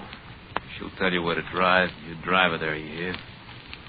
Else she'll shoot you. I will, Joe. Straight down the road. And I'll be following along in my car. Bye.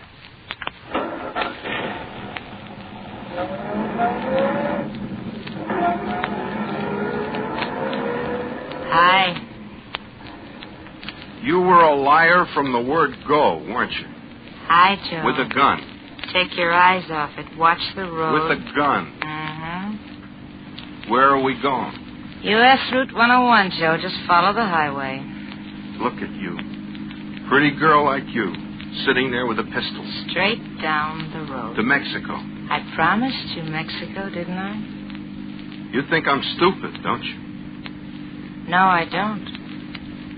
I'd rather what's going to happen wouldn't happen to you, Joe. Still, you'd shoot me. Yes, I would. I don't pity you, Roberta. I guess I should, but I just don't.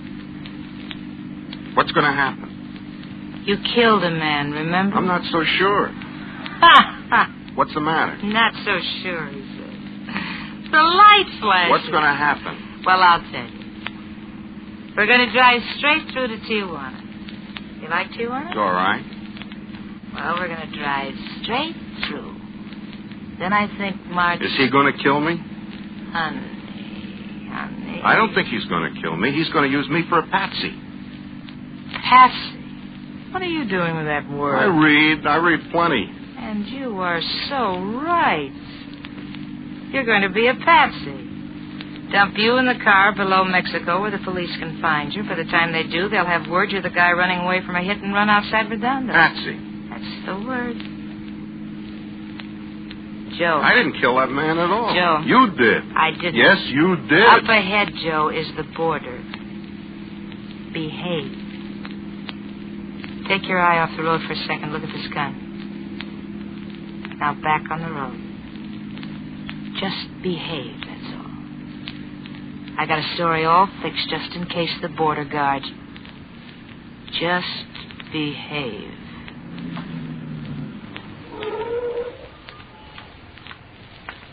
Good morning and welcome to Mexico. We hope you enjoy your stay. Where were you born? Me? If you please. Ohio. You, senor, where were you born? Your father's cucaracha. Perdóname? Your father's cucaracha, Jack. I do not understand this belligerence, senor. I wish only to hear which state you were born in. Also is comprasita. I can deny you permission to Mexico. Guard. It will avail you nothing, madam. This man has insulted me. I suggest... Get him suggesting. You want a suggestion, Jack? The guy in that car driving up. Talk to him. Guard, my friend here is upset. The guy driving up, he's the boss of an international smuggling ring. Smuggling? Ring. We'll turn back, Guard. My Right friend there, guard. He's packing $200,000 in his suitcase. That fella there in the gray sedan. Suitcase full of money. Very big smuggler. In the gray sedan? The one I'm pointing to, the gray sedan. The fellow's turning around. Oh, yes, I see. Senor! That's the fella. Senor! Wait, I wish... Go get him! Go get him!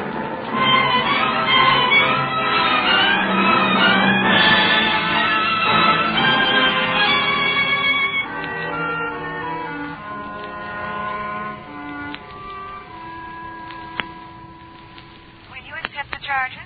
He's in Mexico, Tijuana. Put him on. Go ahead, sir. Hello, Hazel. I've been told you're in Mexico, Joe. Yes, Hazel, I am. Please tell me why. Will you listen? Of course I'll listen. I thought I had murdered somebody. murdered somebody. Hit and run. It's the same thing. It is. But Roberta and Mart really did it. Beat up a friend for the money he had that he'd won in Vegas, and I was kidnapped, Hazel. He tried to get away, but the border guards grabbed him, and they found nearly $10,000 in his suitcase. Boy, was I surprised. They got Roberta when she tried... Hazel, are you there? Who kidnapped you, Joe? Roberta and Mart, but it's all right. I tricked them at the border. Roberta had a gun on me, but I... Hazel? Oh...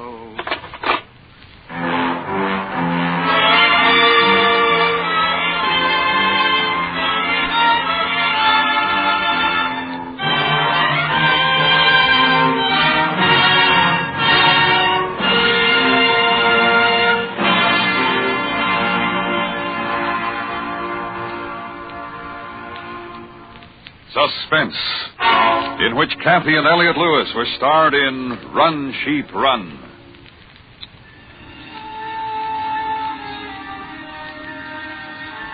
Suspense has been a presentation of the United States Armed Forces Radio Service.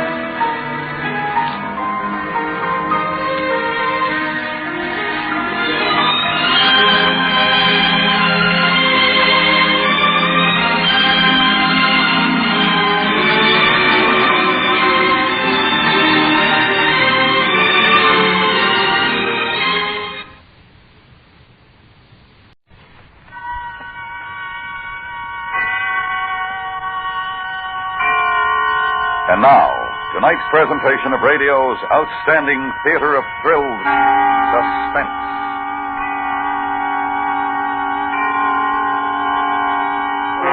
Tonight, the story of a man who felt that he had to prove himself, had to go to any length to make people believe him. Anthony Ellis stars in his own adaptation of Elizabeth Bowen's Telling.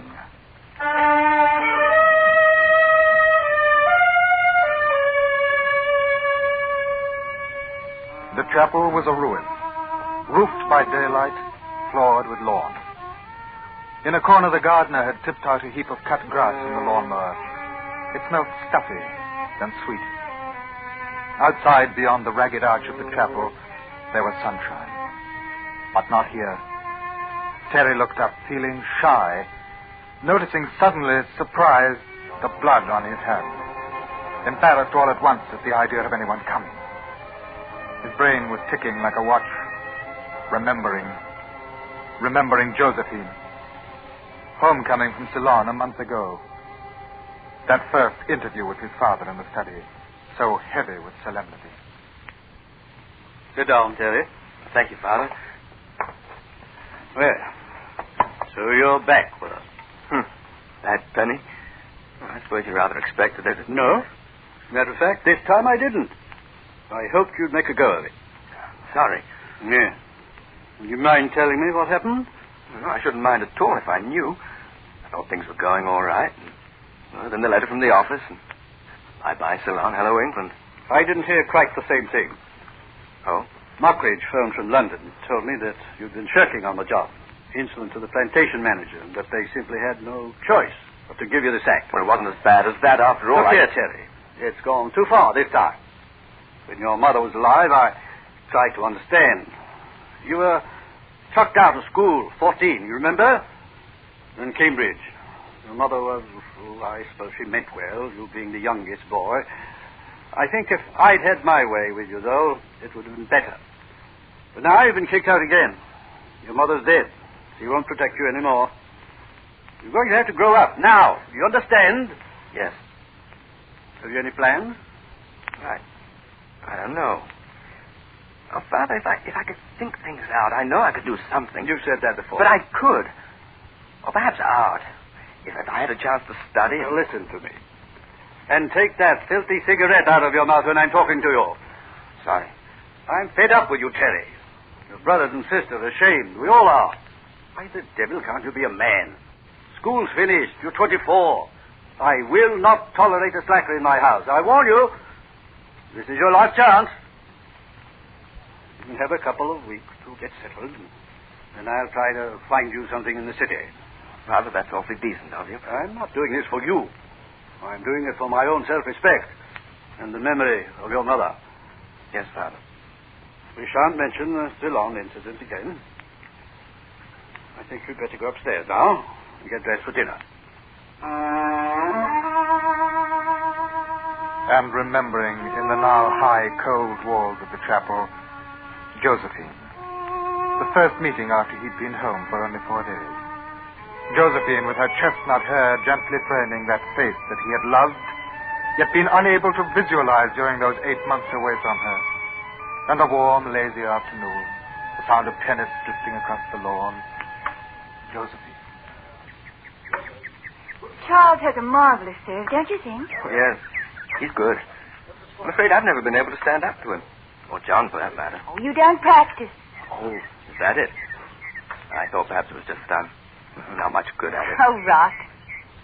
Josephine, you know, it's the funniest thing. All the time I was in Ceylon, even when I wrote to you, I simply couldn't remember what you looked like. It's odd, isn't it? I'm sorry I didn't write to you. I've been terribly busy. No, it doesn't matter. I can see you now. Shall we go down to the court? I'd love a game when they finish. Josephine. Yes? Do you believe in me? What a strange question. No, it isn't. It's important. Do you? I think you're a very nice young man. Don't say it that way. How would you like me to say it? I don't know. But not like that. Not as though you were talking to the gardener. Oh, don't be silly, Terry. It's not silly. I know I'm not much good. Clumsy. And I thought it was my eyes. You know, I used to drink whiskey to help. Really, I did. For a little while, it did help.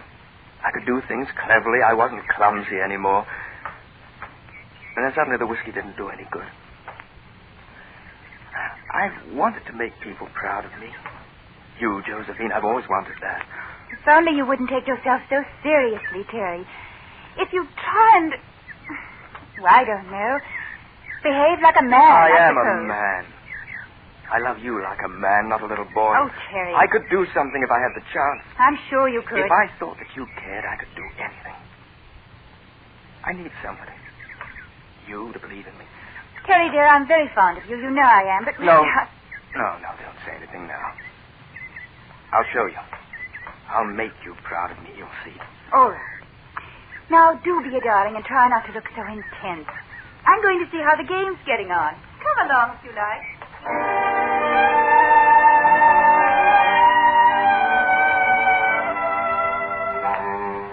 Remembering, with the sharp, quick call of a bird, John, 9 years older, a barrister, promising young barrister. Charles, 6 years older, making a place for himself in the Conservative Party, for nothing big yet, but with a gleam of Parliament in his eye. And he'd get there. Everyone said so. Terry wanted to feel close to both of them. Understand, be understood. He'd always wanted that. Catherine, his sister, 20, with an anxious, methodical mind, loving life and gossip. They were together one evening a few days later discussing plans for the party. Oh, I think he's a perfect idiot. Besides, he's always asking me to marry him. Right. Strike out Percy Breck. Who else? But Josephine's coming, isn't she? Yes, Terry, Josephine's coming. You know, I think our little Terry has a crush on Josephine. Oh, don't be vulgar, Charles. Haven't you, laddie? I like her. Yes. Break your heart. She broke mine while you were away. Stop it. We've got to get on with the list. Charles, will you... Hooked about her. Absolutely and forever. I didn't know.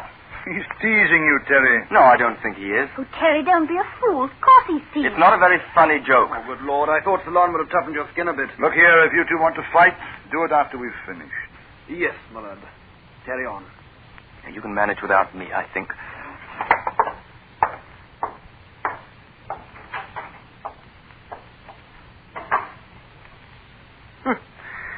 He's a sensitive soul. What on earth's the matter with him? Oh, you know he's like that. Why do you always beg for trouble? I'm sorry. I thought perhaps he'd changed a bit. Oh, I'll go and apologize.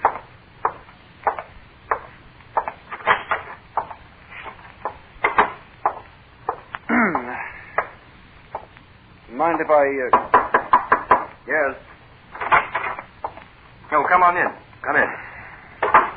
You sit on the bed if you like. Oh, right. I found a Gurkha regiment in the village today. Quite nice, don't you think? Oh, my hat, Terry. You're not still playing with lead soldiers. Well, why the devil not?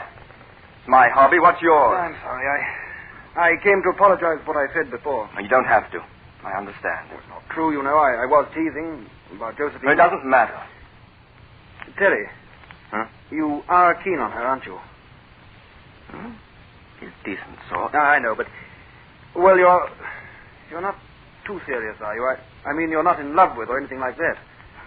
Oh, whatever gave you that idea? I wasn't sure. She's a decent sort, but not for you. Oh?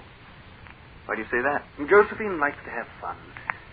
I don't think she's ready to settle down. What does that mean? What I said, that's all. You're saying she runs about? No. Just, if you are in love with her, I wouldn't want to see you hurt. Well, thanks very much, but don't worry. I can manage. Righto. Only being brotherly. All serene? Of course. Good. Want to come down for a nightcap before you turn in? No, thanks. I'm rather tired. Good night, then. See you in the morning.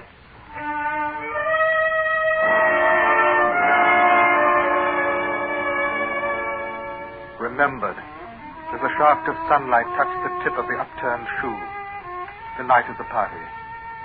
Bright moon, swirl of evening dresses on young bodies, warm, scented air, music, dancing, couples laughing, kissing in the security of shrubbery. Josephine. Lovely.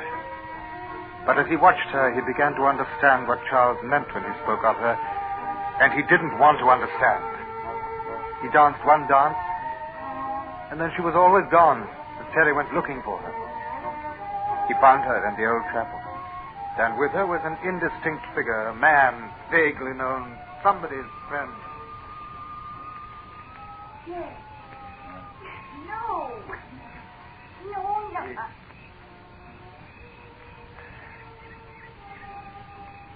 You ruined my makeup. Isn't that what it's for? You're the beast's arm. Unless you behave, I'm going back inside. I didn't think we came out here to behave. Besides, if you do go back, poor little Terry will be pawing you. Oh, no. Take your choice. I haven't got one, I'm afraid. Then here.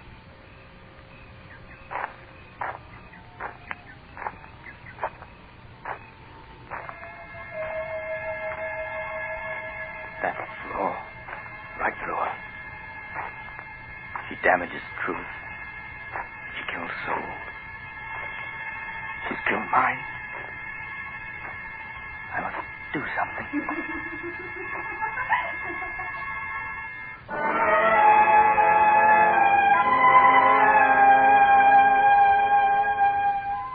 And remembering last night.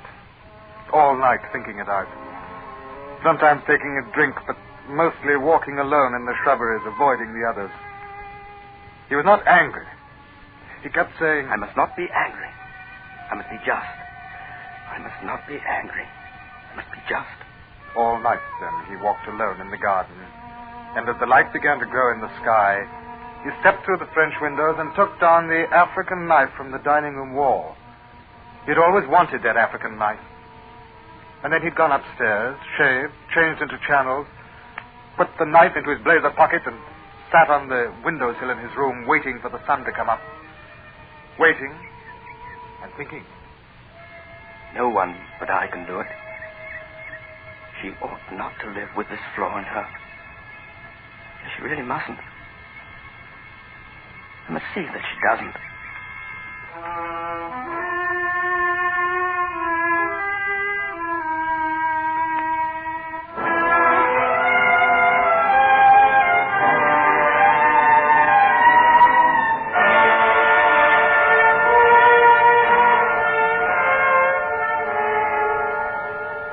You are listening to Anthony Ellis, starring in his own adaptation of Elizabeth Bowen's Telling, tonight's presentation in radio's outstanding theater of thrills, Suspense.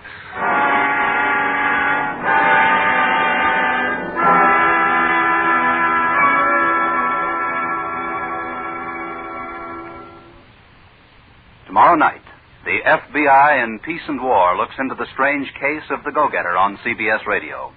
It's a thrilling G-manhunt involving the machinations of a used car dealer who has his own methods for undercutting competition. Don't miss the details over most of these same stations tomorrow night when the Star's Address presents the FBI in Peace and War. And now we bring back to our Hollywood soundstage Mr. Anthony Ellis in Elliott Lewis's production of Telling, a tale well calculated to keep you in suspense.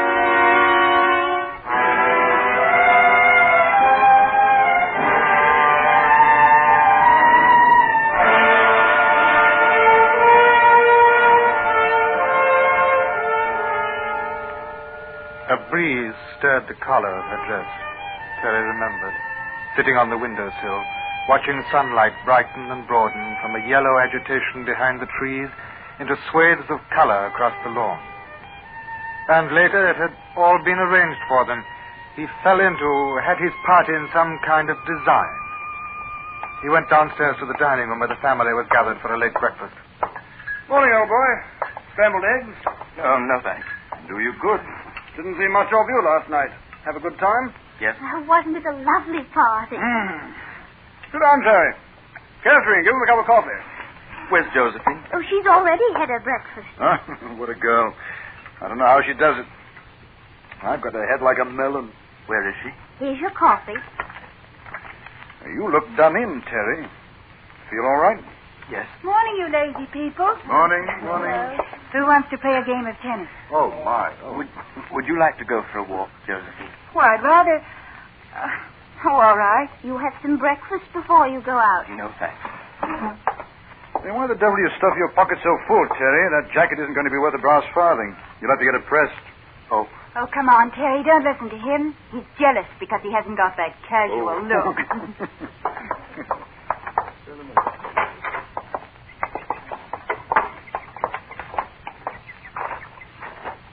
I had a lovely time last night, didn't you?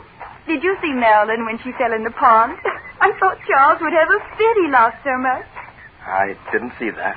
Oh, he must have kept your father up half the night. I hope he didn't mind. Oh, what a heavenly morning.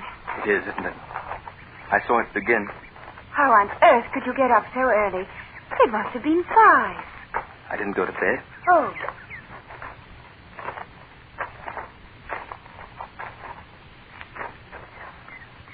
I like it here, in the chapel. Don't you? Yes. Quiet. Just want a chance to think and to make things right. You know what I mean? Let's go on. No. Not for a minute. Josephine, I saw you here last night. Did you? With that man. I suppose you enjoyed yourself. Why did you let him kiss you? Oh, poor little Terry. Don't be tiresome, darling. Do you believe in me? Oh, yes, I believe, Terry. I understand. Now, be a good boy. Will you kiss me?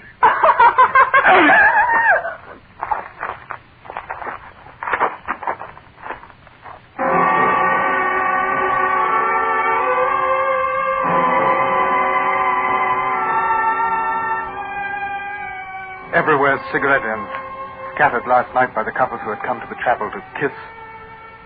Terry noticed a charred cigarette stump in Josephine's hair. By her left ear, it showed through.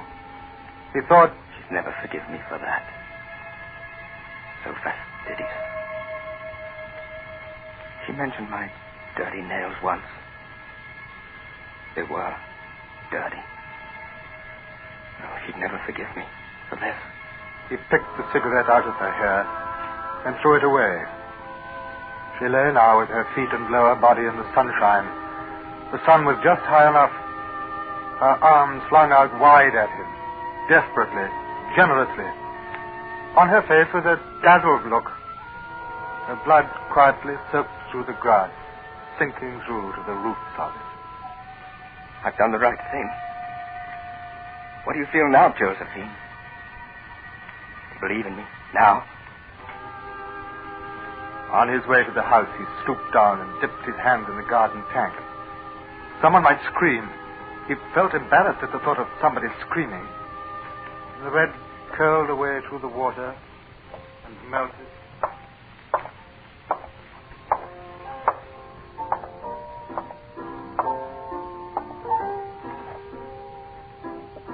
Hello, Catherine. Oh, Terry. Catherine? I've done something. Oh, they're putting the furniture back in the drawing room. I wish you'd go and help. It's getting those big sofas through the door and the cabinets. Well, I'm putting the music away. I don't suppose she'll be able to marry now. Nobody will marry her. Oh, don't mumble, Terry. What? Do you know where Josephine is? No, I haven't the slightest idea. Now, go on, Terry. Please help. Catherine? Do you know what happened down in the chapel? Oh. Catherine? What would you do if I killed somebody? Laugh. If I killed a woman? Laugh harder. Do you know any women?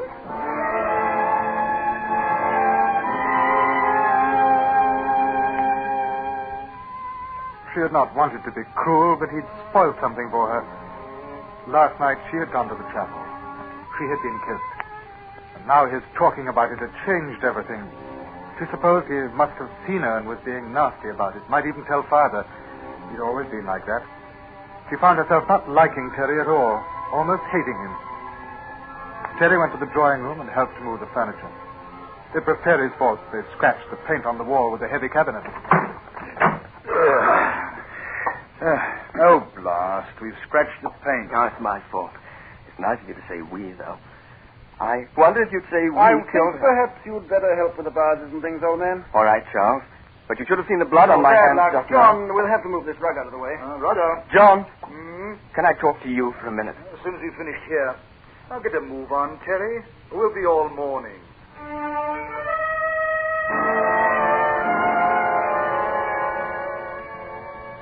He helped until he broke a piece of delicate meissen.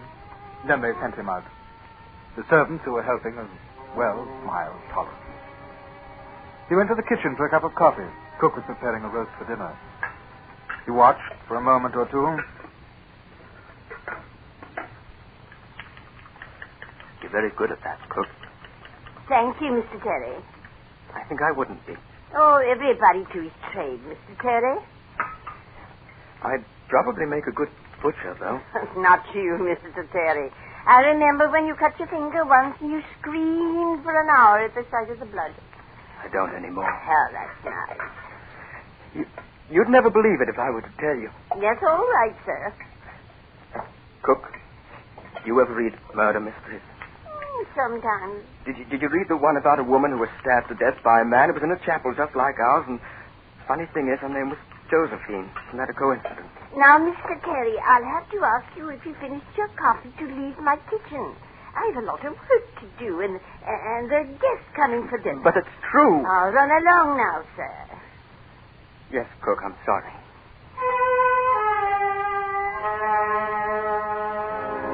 He wandered out and into the hall. On the table were 2 letters come by the second post, waiting for Josephine.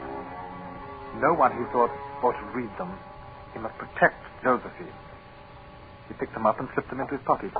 I say, what are you doing with those letters? Nothing. Oh, well, they're Josephine's. I saw them before. I know. I'm taking them to her. Oh, you know where she is? She's in the chapel. Right. John, I want to tell you something. Later. I've got to go into the village for some things. John, she's in the chapel. Good. You take them to her. John, I've killed Josephine in the chapel. What, John?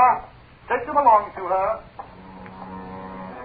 John hurried ahead, not listening, not turning round, only hearing Josephine's name. He went into the smoking room and banged the door behind him.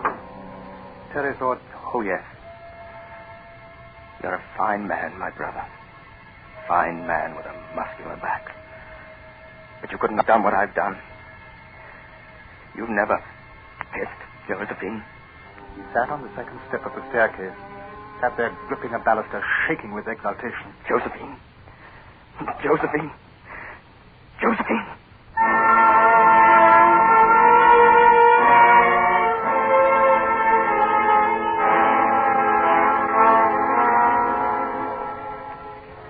The study door panels had always looked solemn. They bulged with solemnity. Terry had to get past to his father. He chose the top left-hand panel to tap on. Come in.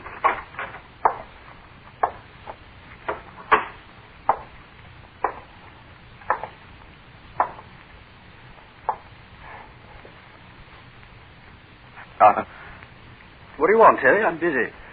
I want to talk about my future. I suppose, my boy, that you really have got a future. Well, sit down a minute. I'll just finish this letter.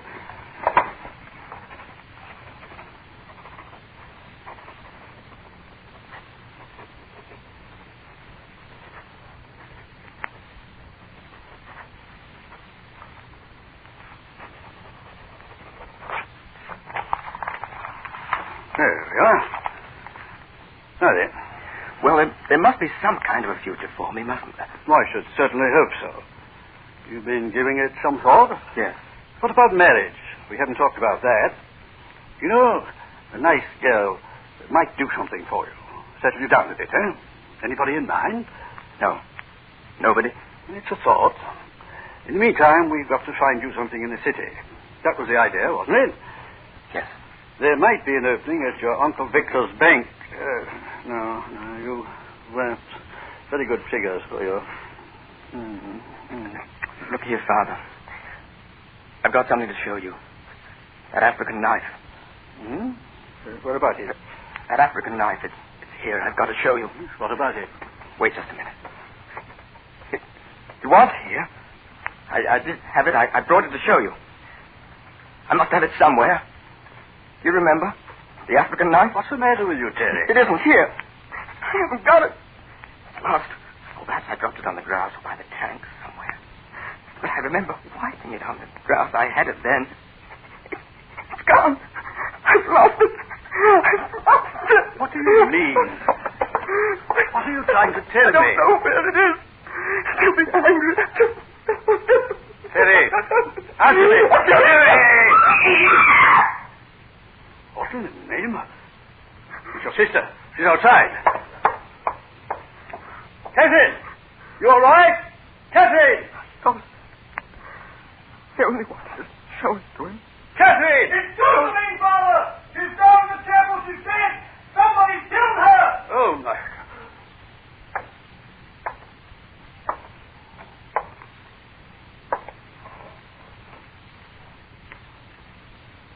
Terry, what are you trying to tell me? Nothing. Nothing. Nothing.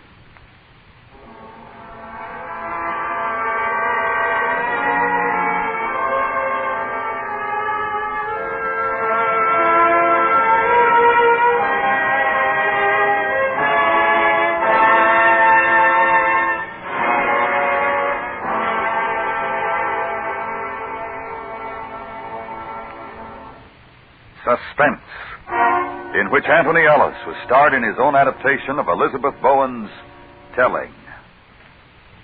Later tonight, continue this week's serial story of the case of murder in the Poison Fangs with Mr. Keene, tracer of lost persons. Mr. Keene will be working on this one the rest of the week. And a thriller it is, too, as you know, if you've heard this week's developments up to now. Don't forget it. CBS Radio brings you another half-hour, one-episode murder mystery, The Case of the Date for Murder, Friday night, on most of these same stations. Next week, the story of a murder in which no gun was used, nor knife, nor blunt instrument, nor poison, nor suffocation, nor force of any kind. And yet, a man was murdered. It's called Destruction. You may hear it next week on Suspense.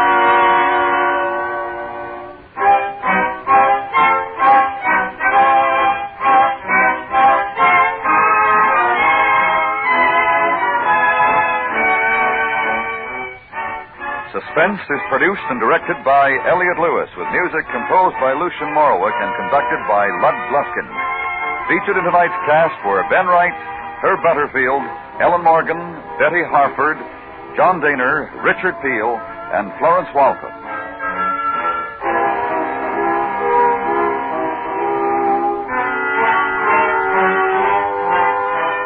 And remember, next week, Morton Fine and David Friedkin's new suspense play, Destruction.